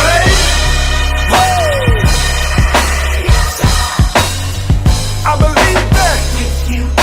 Good morning, everybody. I hope the coffee has kicked in by now. I want to start by thanking your leader, the Reverend Al Sharpton, and everyone at the National Action Network for 35 years of standing up for civil rights and opportunity for everyone. And I couldn't be more grateful for the way that you have blessed the lives of so many, including mine. As we look today on King Day, let us not forget that we had to struggle to even have this day. They did not wake up one morning and say, let's give a federal holiday to Martin Luther King. People petitioned, people marched. Let us remember now as we bring our children and grandchildren up the Potomac, that they can see the Washington Monument, the Lincoln Memorial, the Jefferson Memorial, and one memorial that never served as president, but changed this country more than any other American, Dr. Martin Luther King Jr. This was an amazing MLK breakfast. It is truly an honor, and more importantly, this is an important day for us. I feel incredibly lucky and honored to be in this room on this day, celebrating Dr. King's legacy of civil rights, especially in the moment that we're facing on a national level. It feels like warmth and home being in this room. So I'm encouraged by today.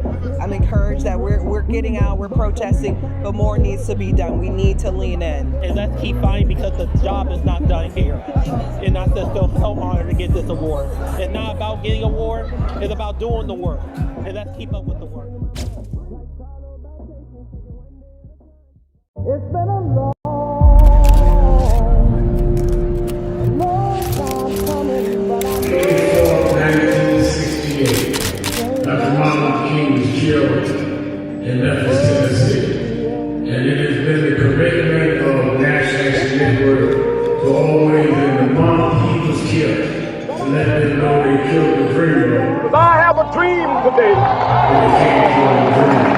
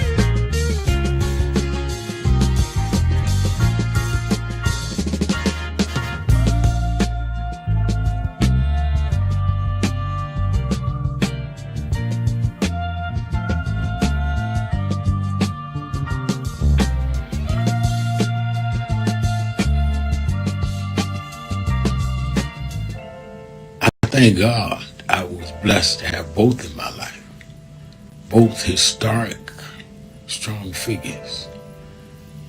But if I misuse them and listen to not only figures that are not as historic as them, but figures that had nothing to do with the calling and purpose of my life, I would live confused. I'd be double-minded. I'm clear. And what I want you to do is be clear. Clear on who you are and why you are. And a lot of that will be exposed to you and others by who you are around and who you allow to enter your head. Keep people at a distance that only have a distant and unclear vision of who you are and who you are supposed to be. They could be your blood relatives, but they could not be the ones that accompany you toward what you ought to be about. Everybody good to you ain't good for you. Everybody that makes you laugh sometimes end up making you a joke. Keeping it real. Keeping it real. You ready, sir? Yeah. Any calls?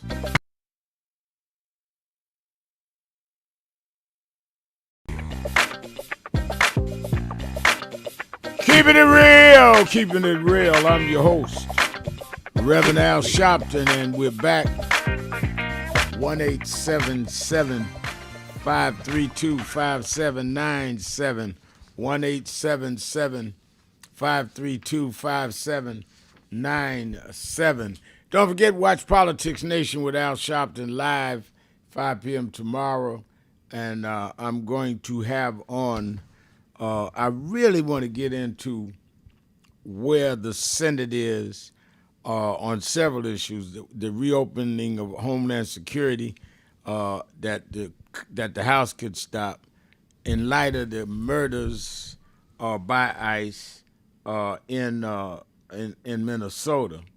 I want to get into that, and also about where we are in terms of the bipartisan bill to change SNAP, as well as where we are in terms of Iran. I'm going to have a couple of United States senators on about that. And I'm also going to have on Congressman Brad Sherman, who's in the Foreign Affairs Committee in the House, and Senator Kirsten Gillibrand, which is in the Senate. I'm going to have Jay Jones on, the Attorney General for the state of Virginia, on how he's going to fight this judge that has tried to stop the will of the people with the vote on Tuesday. So I'm definitely looking forward to having him tell us the legal strategy and how he views their claim that he had the right to block the vote. Now, mind you, they wouldn't have blocked it if the Republicans had won.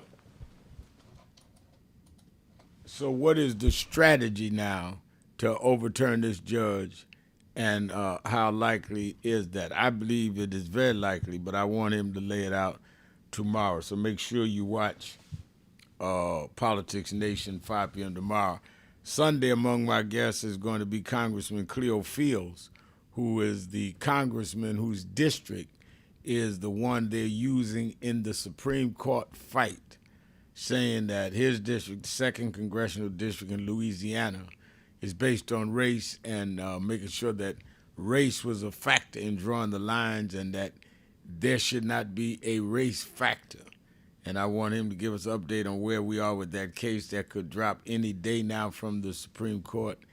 And he is the congressman where in his district, this man killed 8 babies this week, 7 of them his, and how he and the people in that community in Shreveport are dealing with that, and what are the services in terms of mental health and others that he thinks are needed, since he's dealing with it up close and personally.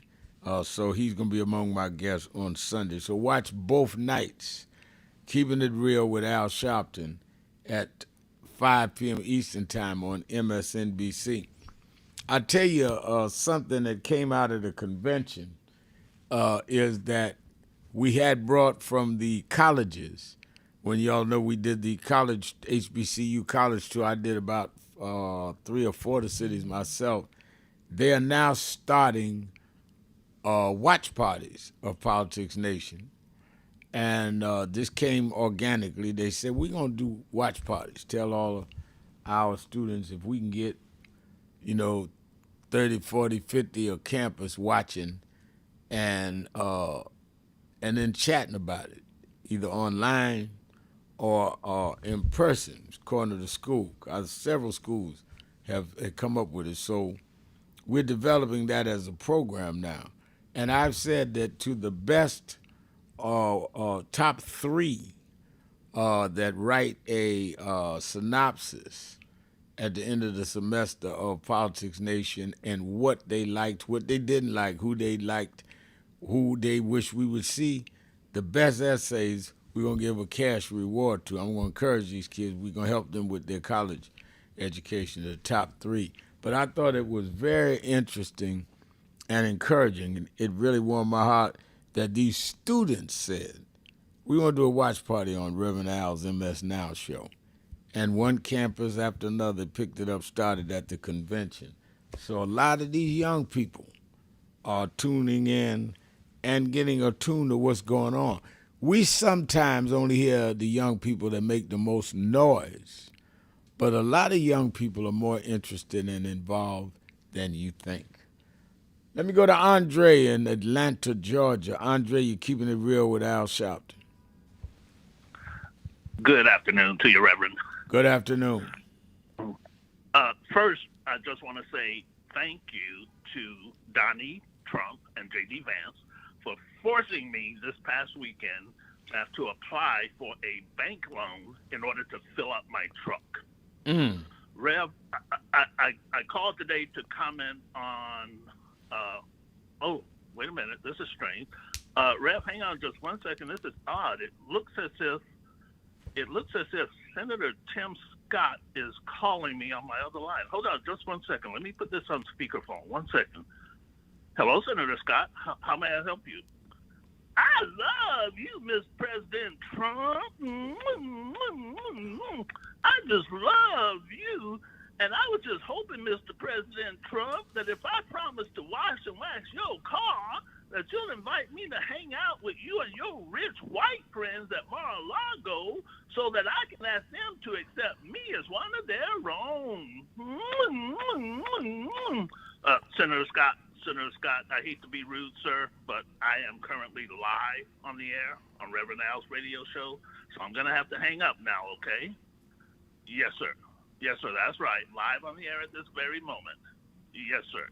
Yes, sir, I did see you at last year's Super Bowl with Donald Trump grinning from ear to ear. But I'm going to have to hang up now, okay? You'll just have to call me some other time. Yes, Senator. Yes, sir. You have yourself a great MAGA day also. Goodbye now. Click.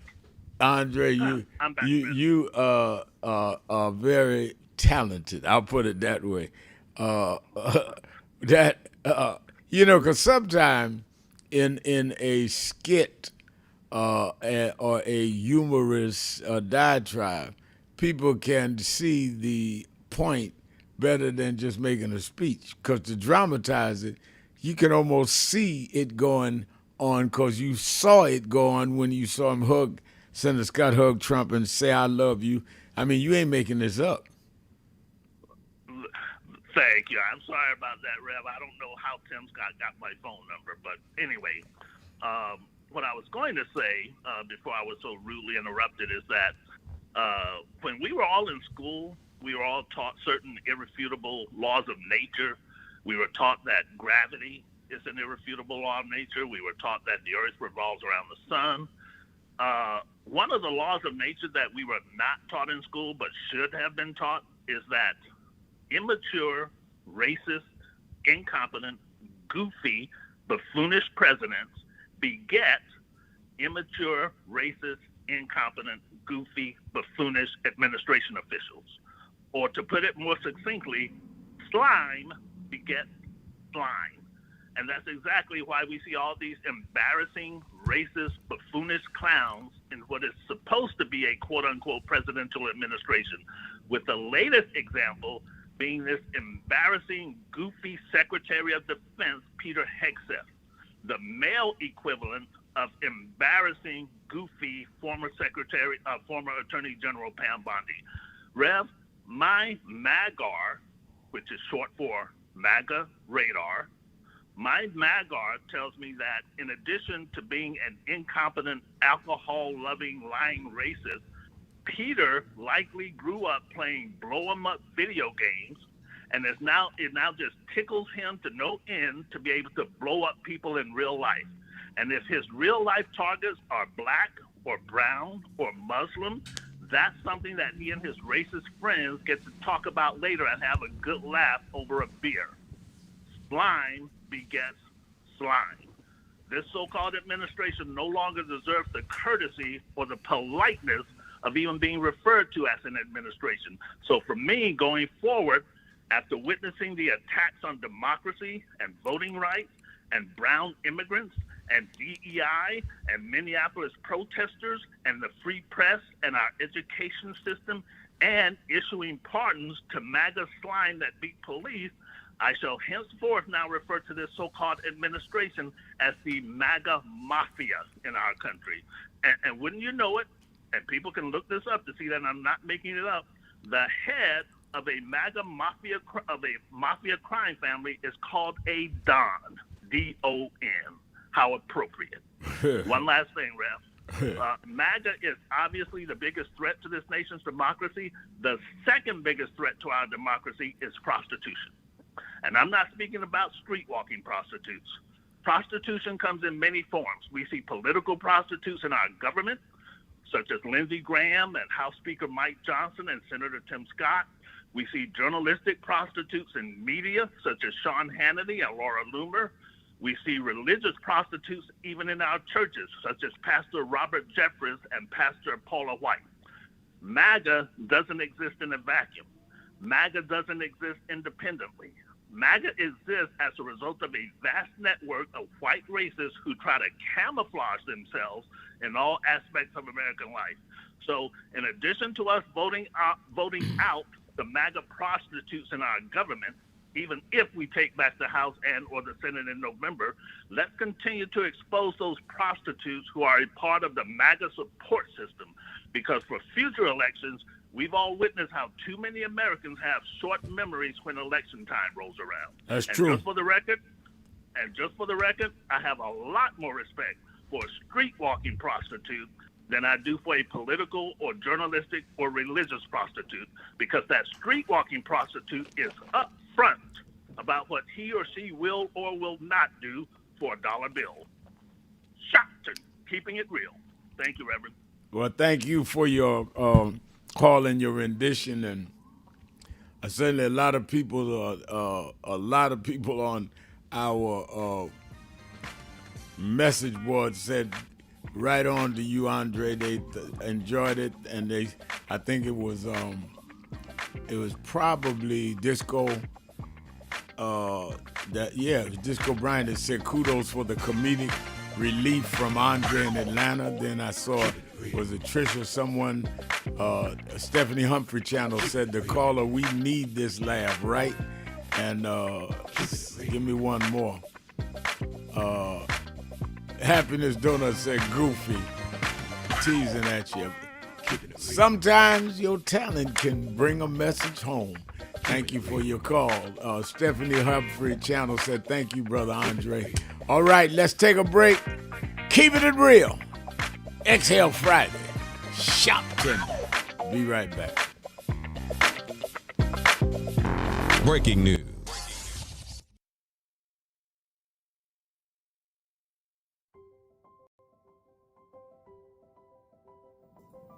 Hi, it's Reverend Al Sharpton, President and founder of National Action Network. We are at the very end of 2025, and I want to first say that I want to thank all of the officers, chapter leaders, regional directors, national staff, and certainly National Board of National Action Network for a solid and absolutely incredible year in 2025. Despite the fact that we are under assault, voting rights, diversity, equity, and inclusion, the battles globally where we're seeing Nigeria and Venezuela attacked, and on and on and on. We have been steadfast as an activist organization in the tradition of Dr. King.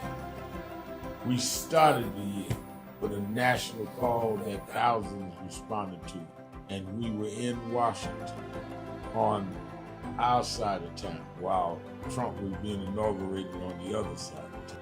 And we made a pledge. We told people to lift their hand and make the pledge. And we kept that pledge to work all year to keep the dream alive. And that led into when Trump went after DEI. We supported some that were boycotting, and we started boycotting, something that had never happened. We said we're going to go buy from those that have committed to keep DEI, and went in several cities around Costco's and Sharpton. We've now bought stock in other companies. We're going to shareholder meeting and demand they continue DEI. We've had a sensational National Action Network convention covering the span of activity, from political empowerment to education, to how we deal with the Black church, how we deal with Black women development that has to deal with both discrimination based on gender and race. And of course, we came to Wall Street by the thousands and marched in late summer on the anniversary of the March on Washington. And people thought you could not get people out, and they came from all over the country.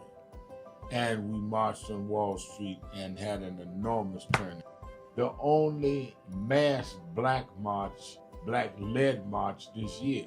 We had a lot of protests, a lot of marches. I salute all No Kings marches and all. But the Black organization march, it welcomed everybody. We had white, Black, everybody there. Was our march on Wall Street in August. And then our Triumph Award, and on into our fall agenda of organizing, mobilizing. We've expanded. We've started chapters in about 12 new cities. So I am proud of what we've done this year, but it's only the beginning, because our very rights are under attack, and they're not even being quiet about it. They want to revoke the Voting Rights Act. Section 2 may fall with this bill. They want to end the Civil Rights Act of 64. That's what the end of DEI is about. So let us be more alert and active than ever. History will decide whether the civil rights gains of the 50s and 60s died in the 2020s. That's on your watch and mine.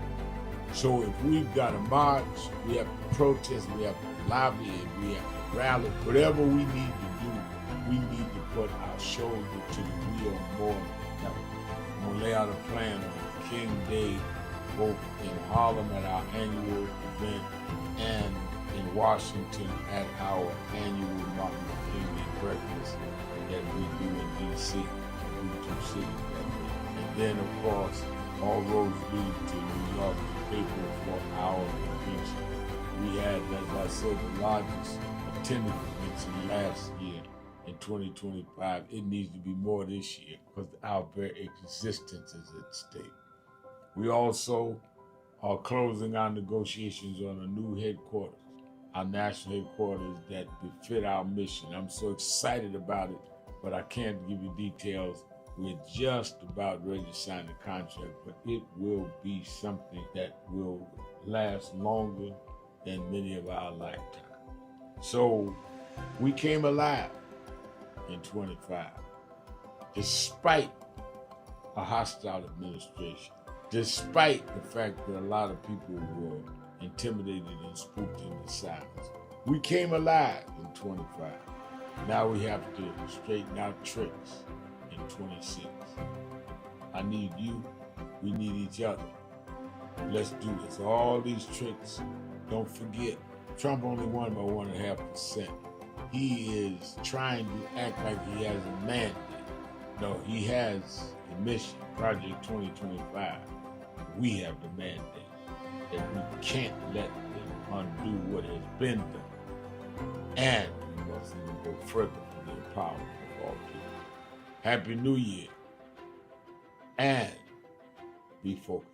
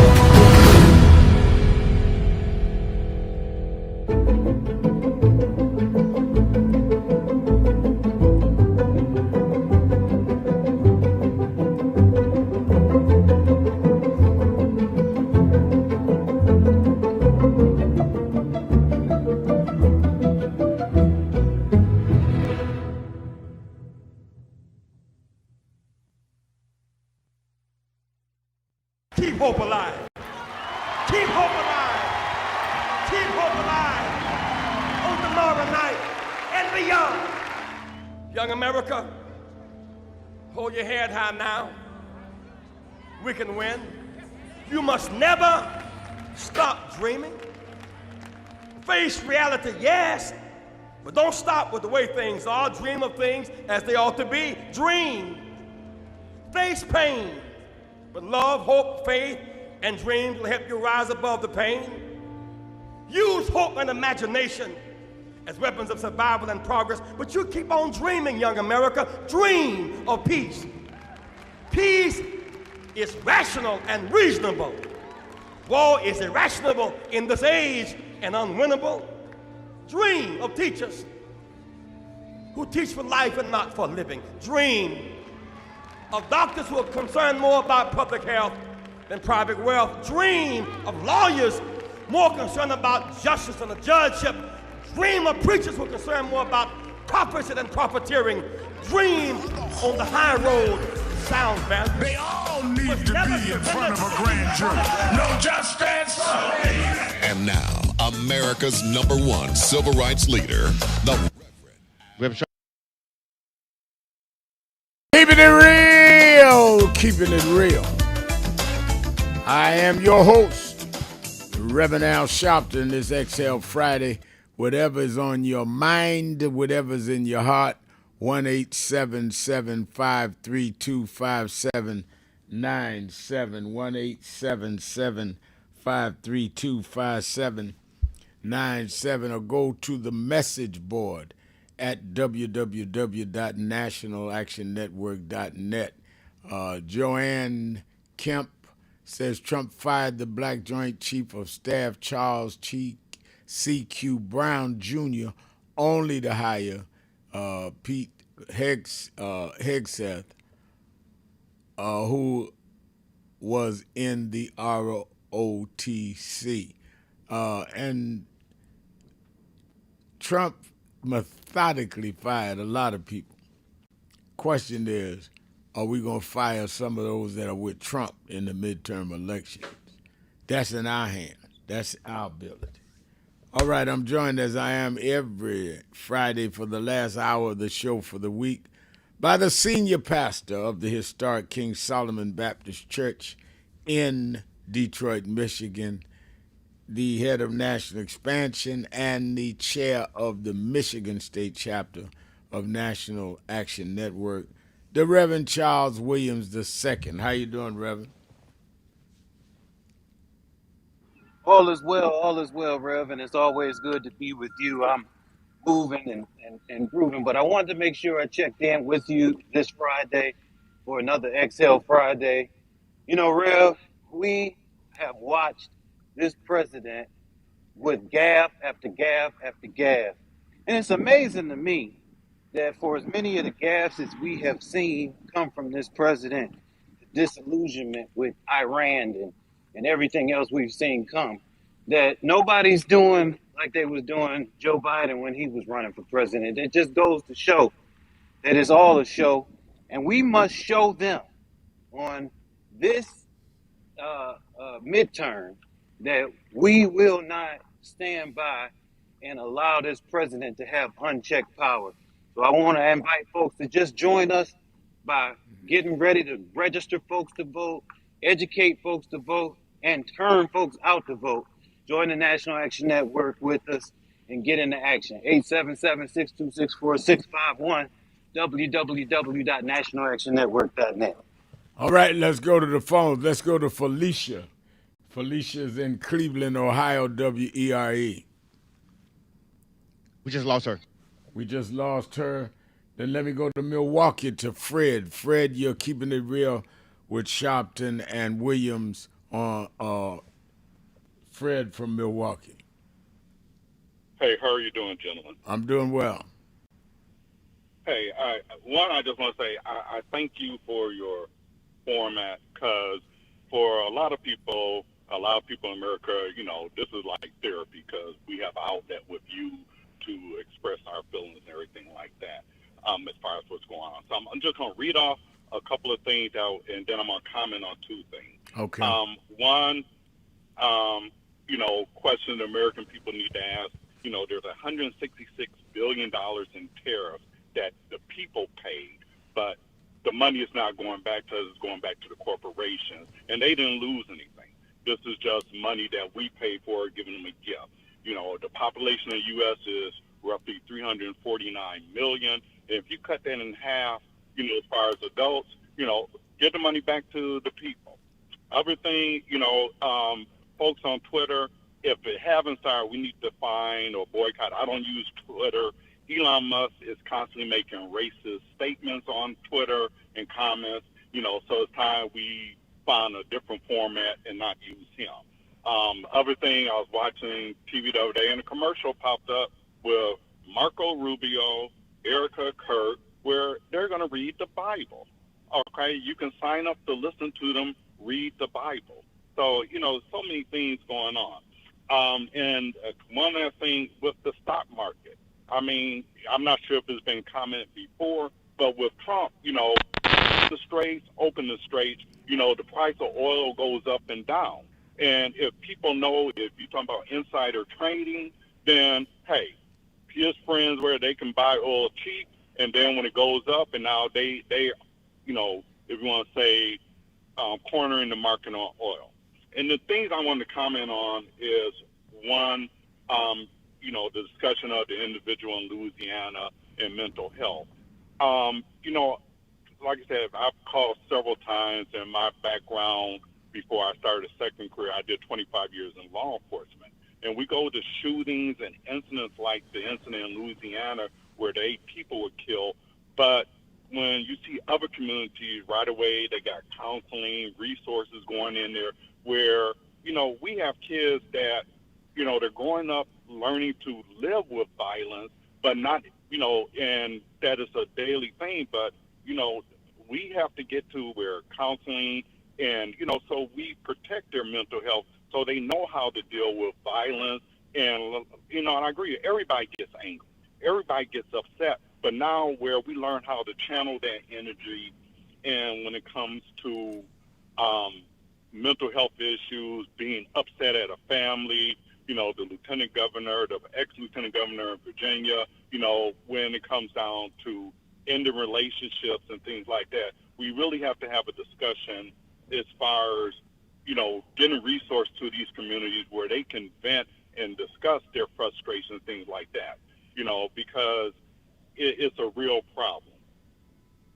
I think that's it. I wrote a list because, you know, I try to call you every day, but, you know, sometimes I can't.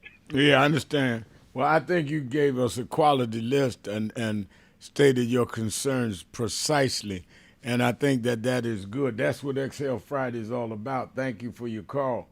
Let me go to Dantes in Cleveland, Ohio, WERE. Dantes. How you doing today, Al Sharpton? This is Dante Taylor. I would like to say, everyone, research your people that are running in these races right now, because it's critical. It's critical in so many ways that we need to change these seats and make them whatever we need to make them out here. And I am running for precinct government in the city of Cleveland, Ohio, in Ward 2, Precinct K, and I'm your writing candidate, DONTZ Taylor. When you go to the ballot, you write it on the ballot. You write it on there. You put DONTZ Taylor, and I am running for Precinct K. And that is over there on 131st and Gay, and over in that area, and everything else in Cleveland. And I'm ready to make this a better precinct. I'm fighting for the RTA, for no cuts for RTA, and make our paratransit better, and bring more community gardens into our precinct and make it better, and everything else. Well, thank you for your call. Thank God. Let me go to message board, Reverend Williams. Betty Silas is saying, good afternoon, Reverend Sharpton. Shameful, but a great number of our people have become slowful and complacent, producing, nesting in the writing off. How to make a slave, Willie Lynch, but not having or keeping the desire, forwarding the drive as those before us did. That's very true, Betty, unfortunately. And I think that Jesse Johnson says on the message board, Reverend Al Sharpton, keep it real where is the people stop being lazy, and I want to vote her cause she's a lady, show me how, then I'm ready. There's some words missing in there.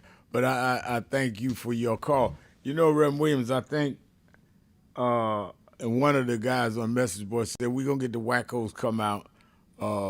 One guy, I didn't even read him, say, you know, Reverend Al, I disagree with your position on the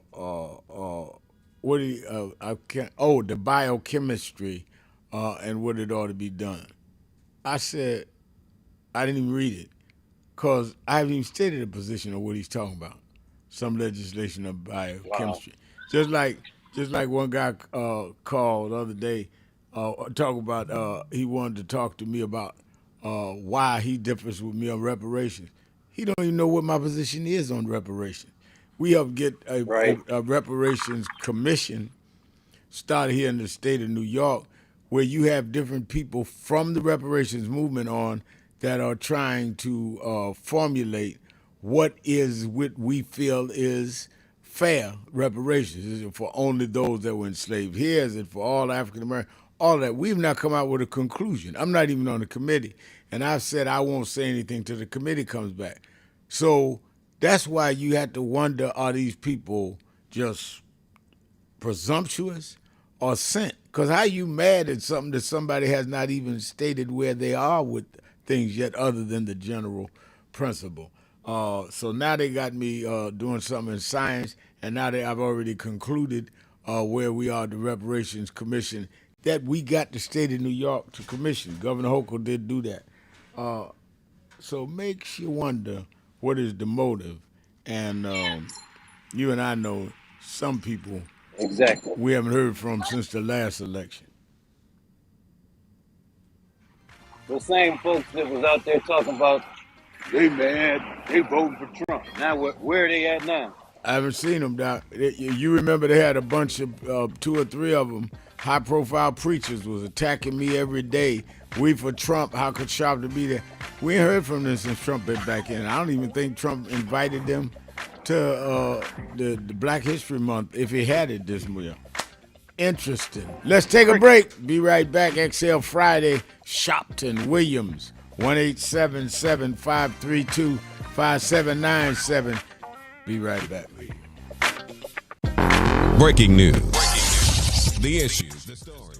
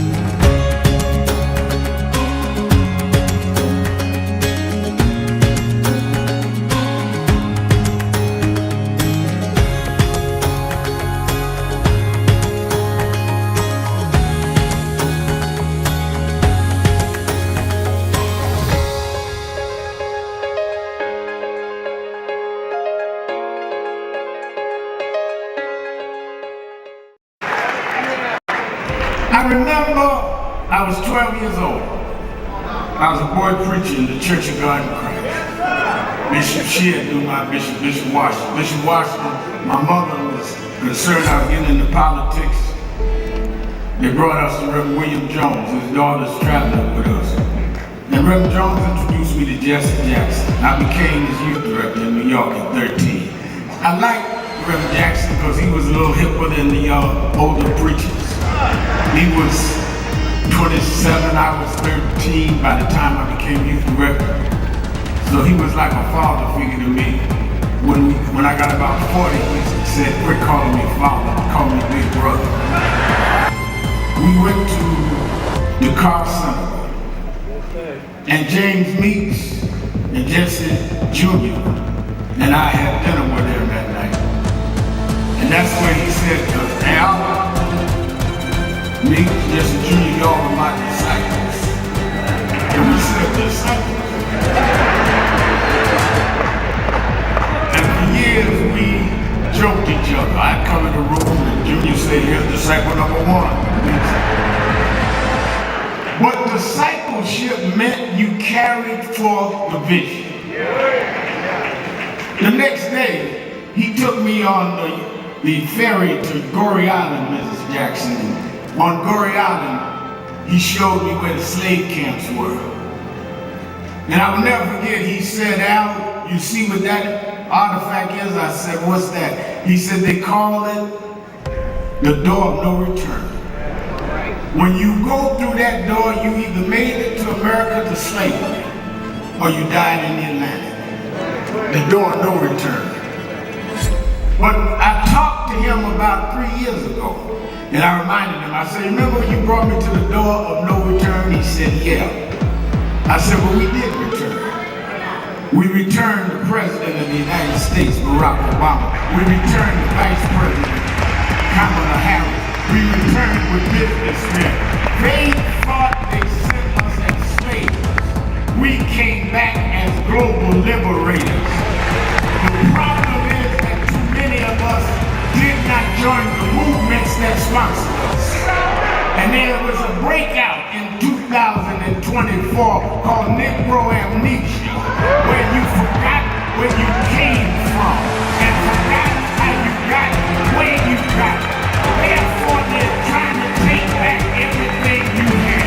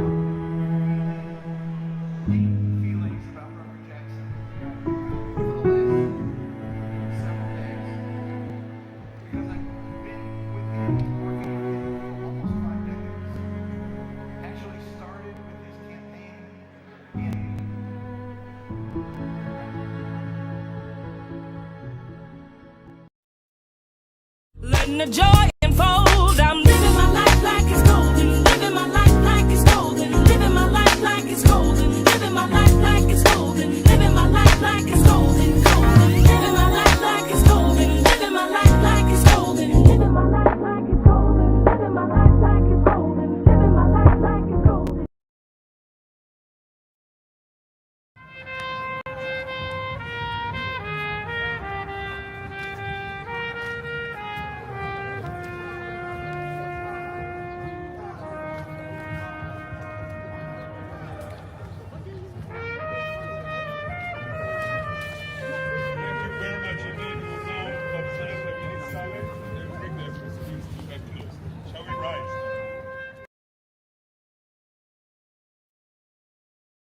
But Reverend, it looks bad now. Look at Iran. Look at what's going on in Minnesota. Look on.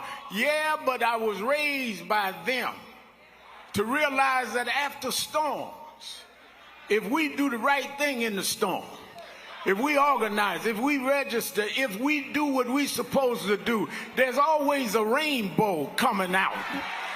The rainbow don't show until the storm is over. The rainbow gonna come out in November. The rainbow gonna come out in 28. We're gonna fix these tricks in 26 and march through the gates in 28. We didn't come this far to turn around now. We won't go back. We won't go back. We won't go back.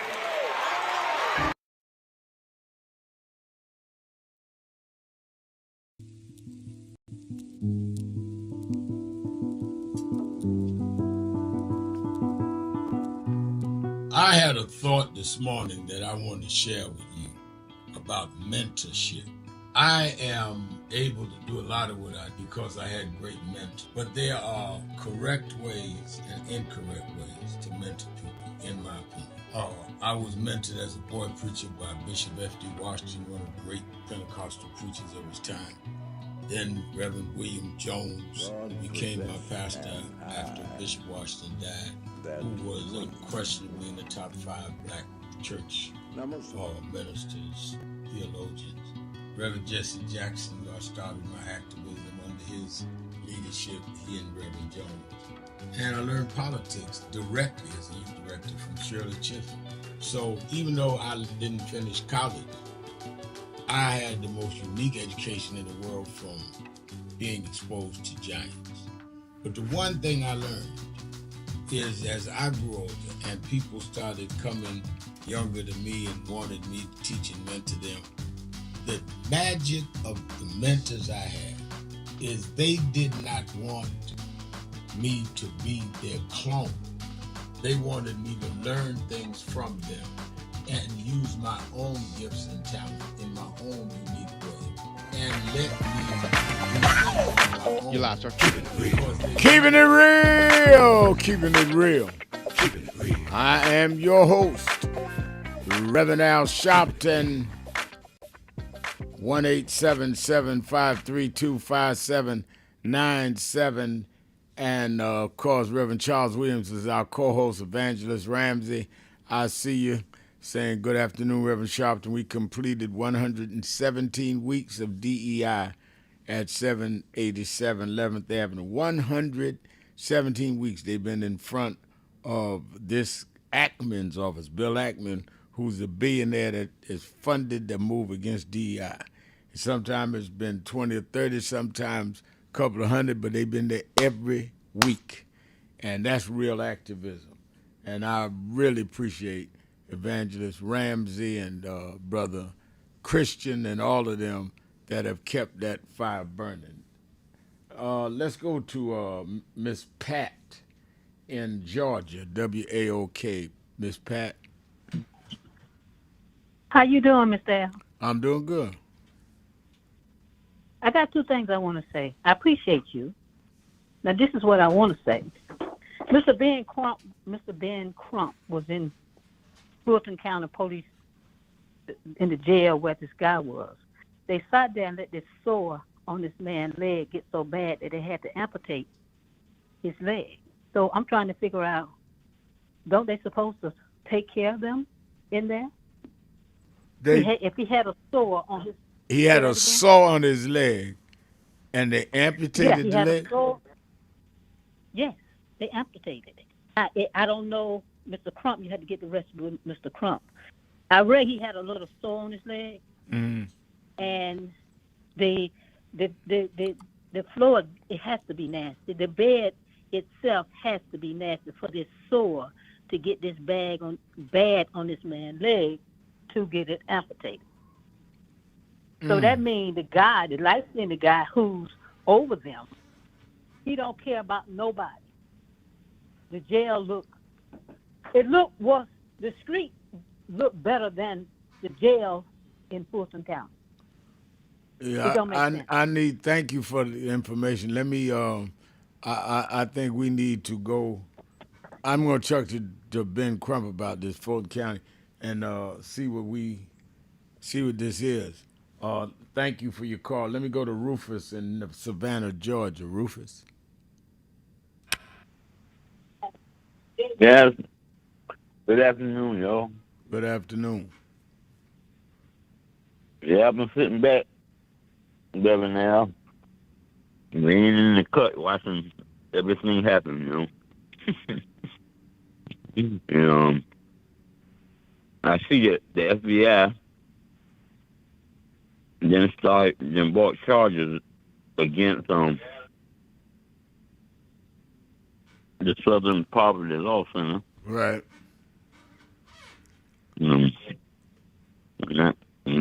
That's another big deflection, and it has some dangerous consequences to it.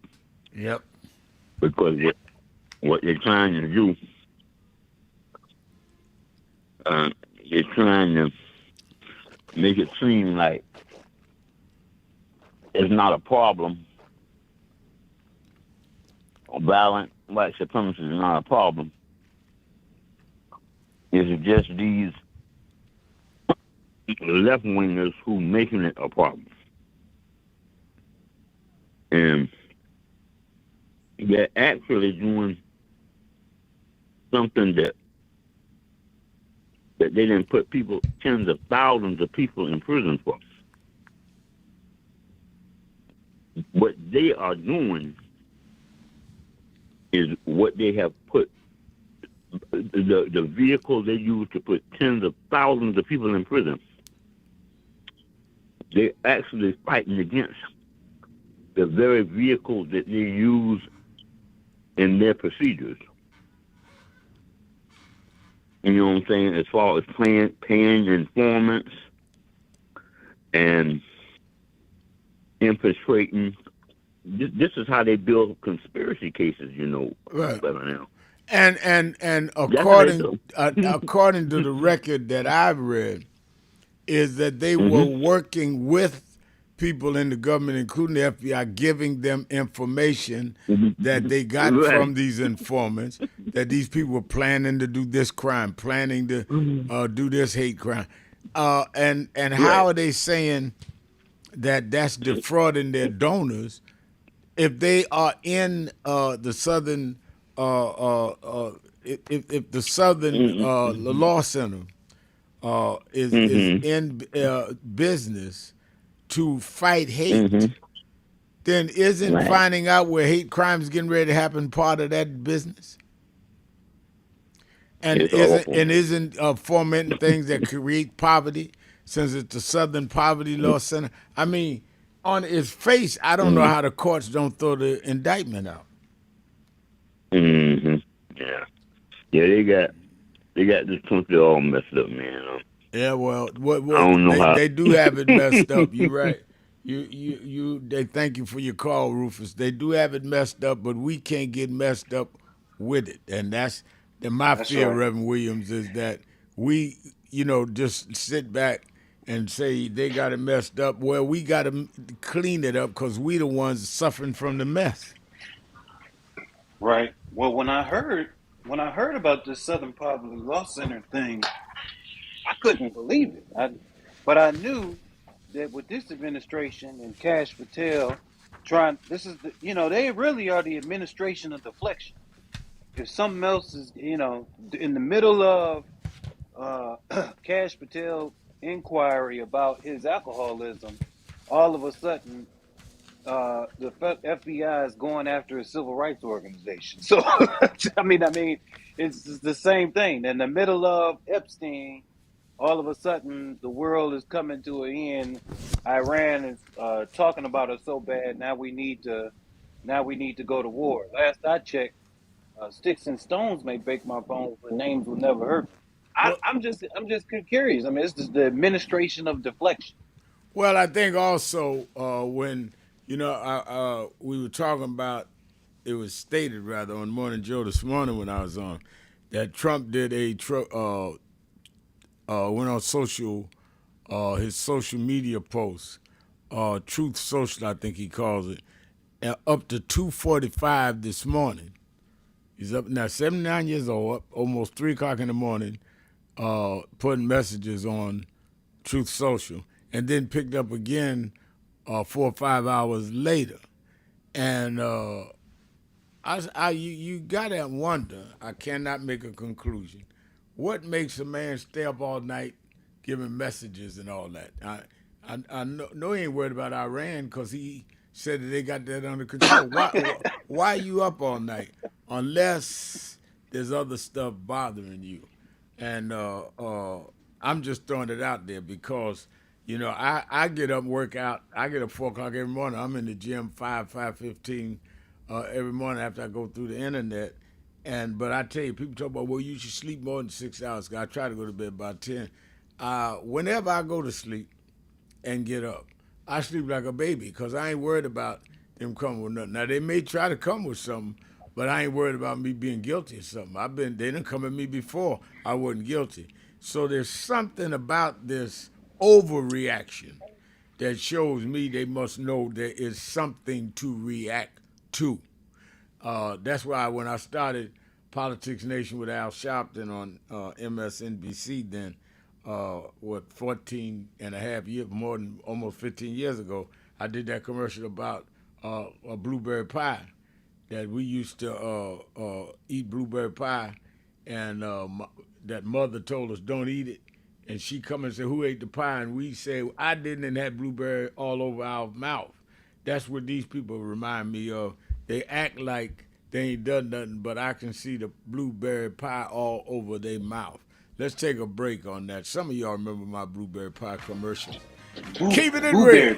Sharpton. Be right back.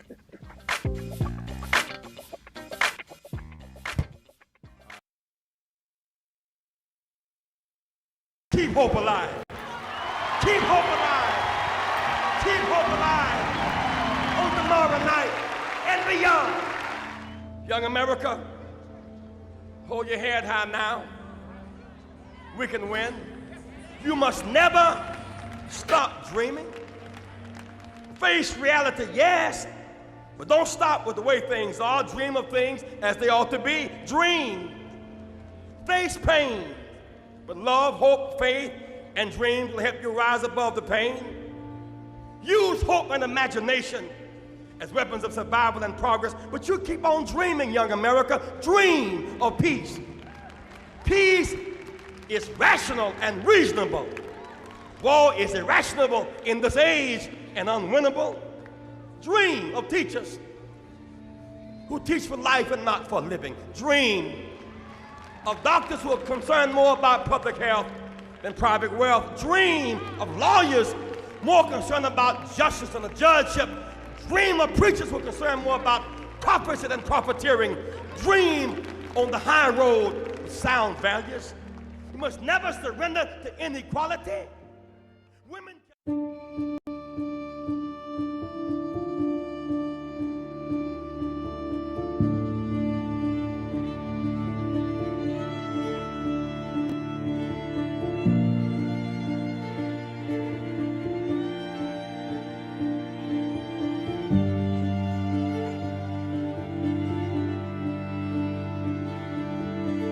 Robert Culp used to do a show with Bill Cosby, I Spy, and he did a documentary on breadbasket, Robert Culp.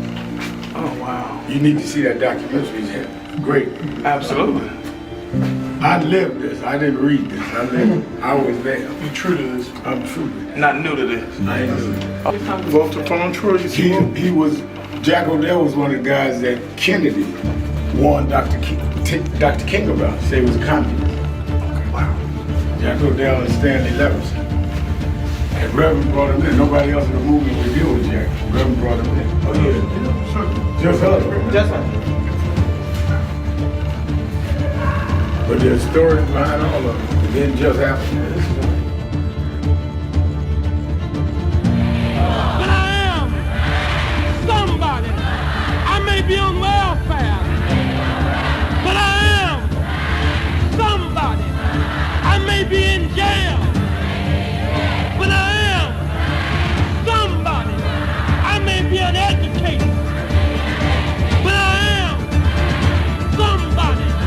I am black, beautiful, proud. I must be respected. I must be protected. I am somebody. Come today.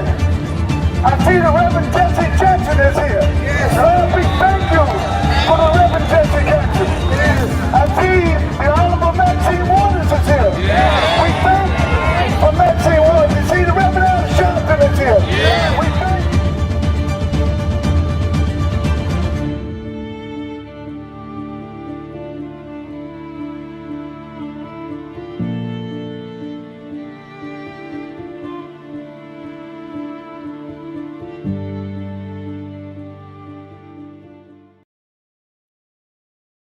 And I think that is extremely important about the funding. But I also want to add how they're changing what can be taught.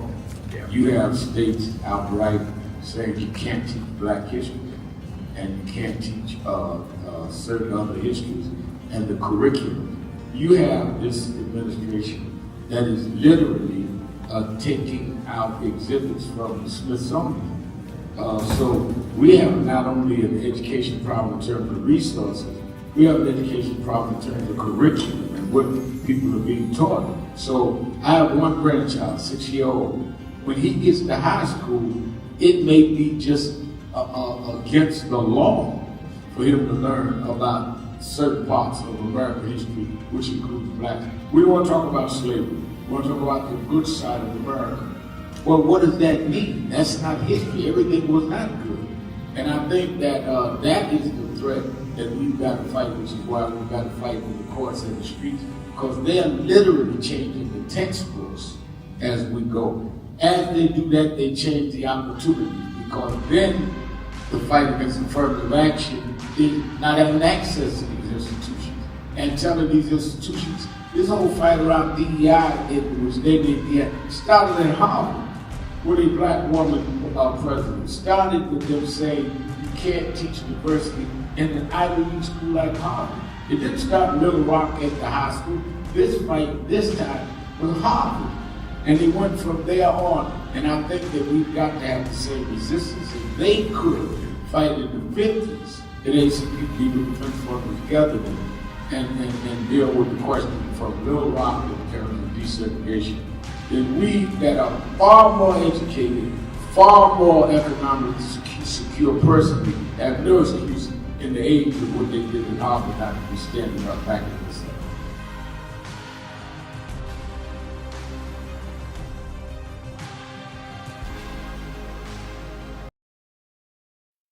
Some of you forget where you come from and forget how you got there and act like you got there because you were qualified or that you had a good resume. But some of us had to pay a price for your resume to even be read. Some of us had to take nights in jails and licks upside the head or shut out of boardrooms like Byron so you could walk down red carpets and act like you got there by yourself.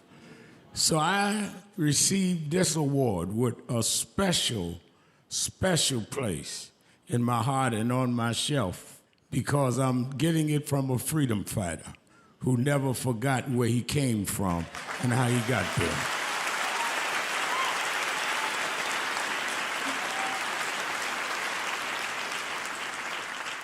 Yes, we've come a long way.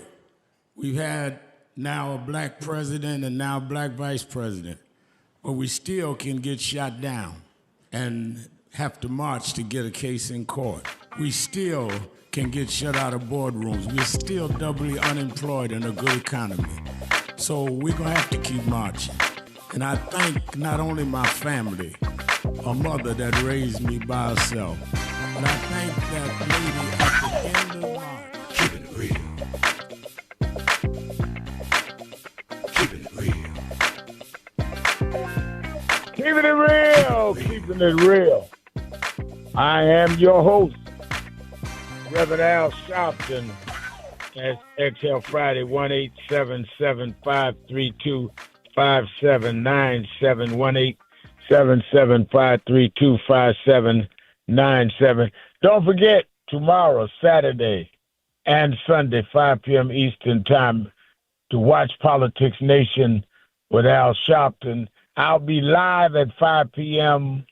Eastern Time on MS Now. And I want to really dig into what is really going on with the Iran war. What are the Democrats going to do? I'm going to have on Congressman Brad Sherman, who is on the Foreign Affairs Committee in Congress. And also I'm going to find out what's going on with the ICE money as well as the Epstein files with U.S. Senator Kirsten Gillibrand and the Virginia vote that shook the Republicans by the people in Virginia voting for the redistricting that could lead to 4 or 5 Democratic seats. Now a judge has stopped it, and Virginia is going in court to overturn the judge. I'm going to have the Attorney General of Virginia on the show tomorrow live. So watch. I'm going to have nothing but great information for you. And you know me, I'm going to ask the real questions. That's 5 p.m. Eastern Time on MS Now.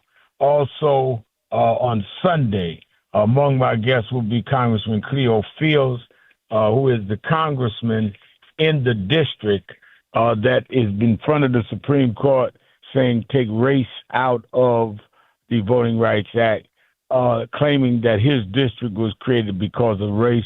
I'm going to talk to him about his updates on that and his legal counsel's predictions on where that case could go any day now. And he's the congressman in the district where those 8 children were killed this past week and by a man clearly with mental health issues who had been in the service. He also wounded his wife, ex-wife, and girlfriend, and how the community's healing around that, and what is it that we need to do about mental health, since he's the congressman in the district where this vicious act happened, and how are we going to be helpful in taking care of those 8 children. So make sure you watch Politics Nation with Al Sharpton Saturday and Sunday on MS Now. Don't forget, you that in the New York, New Jersey, and Connecticut area, meet me or beat me to the Saturday Action Rally at Mother AME Zion Church in the morning, 9 a.m. to 11 a.m., 137th Street and Lenox Avenue in Harlem. Got a lot to talk about, a lot of follow-up we're doing from the convention just 2 weeks ago, and I'm looking for you to be there. You that are not in New York or vicinity, you can watch it live on Impact Television or at www.nationalactionnetworklivestream.net, nationalactionnetwork.net, or you can go to YouTube/NAN and watch it live.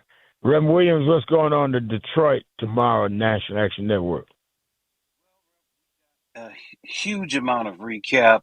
Lieutenant Governor Garland Gilchrist was affirmed last weekend on Sunday as the candidate for Secretary of State in the state of Michigan for this incoming election, as well as a lot of folks have their say about the Attorney General, as well as Lieutenant Governor Kent Pick of Jocelyn Benson. So the governor's race and the midterms are heating up.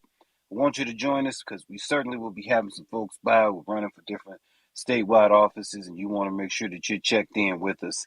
10 a.m. at the historic King Solomon Baptist Church, 6100 14th Street for the National Action Network's Michigan Saturday Action Rally.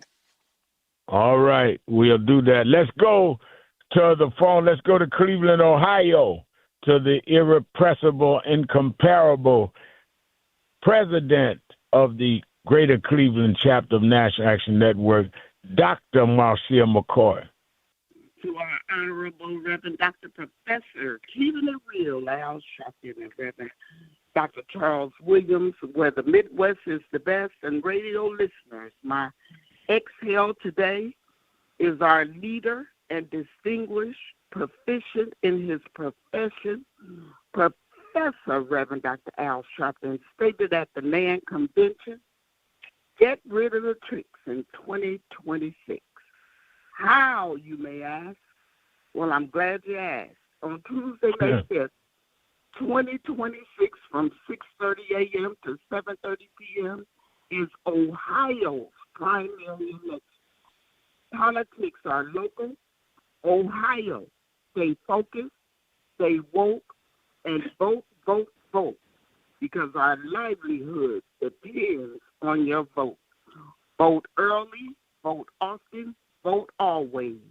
And remember, in November. Come on, Reverend Dr. Bishop E.T. Cabinet. Dr. Al Sharpton. Yes, sir, Bishop. Dr. Charles Williams. Yes, sir. Hold my mule, my brother. I got you, Reverend. Without one single solitary iota or scintilla of a doubt, the Holy Bible is the book of genuine truth. The one thing that it deplores is an unmitigated liar. Proverbs 12:22 states unequivocally that God hates lying lips. 6 things he hates, but lying is the most abominable and detestable. The one thing that all of us as NAN people know and deeply appreciate is that our illustrious and distinguished leader, the Right Reverend Dr. Professor Alvin Charles Sharpton, is that he does not lie. He will not lie under any and all circumstances or situations. Lying is anathema to him and totally unacceptable. Often he cautions us to keep it real and don't mix facts with opinion. Having said that, one of the most egregious, hideous, and deleterious realities that confront our American people today is that we have sitting in the Oval Office, the highest office in the land, is a convicted lying felon who is without question the greatest notorious liar of all time. This evil demagogue is addicted to perjury and falsehood. Dishonesty is his DNA and his true calling card. He entered national politics with the birther lie that Barack Obama was not born in the United States. From that prevaricated and fabricated lie, he has gone on to have told more than 35,533 lies, which turns out to be 20 to 21 lies per day. Try to follow his lies, and you will be utterly confused and conflicted. Check and fact check. He solemnly promised to pledge to end all wars.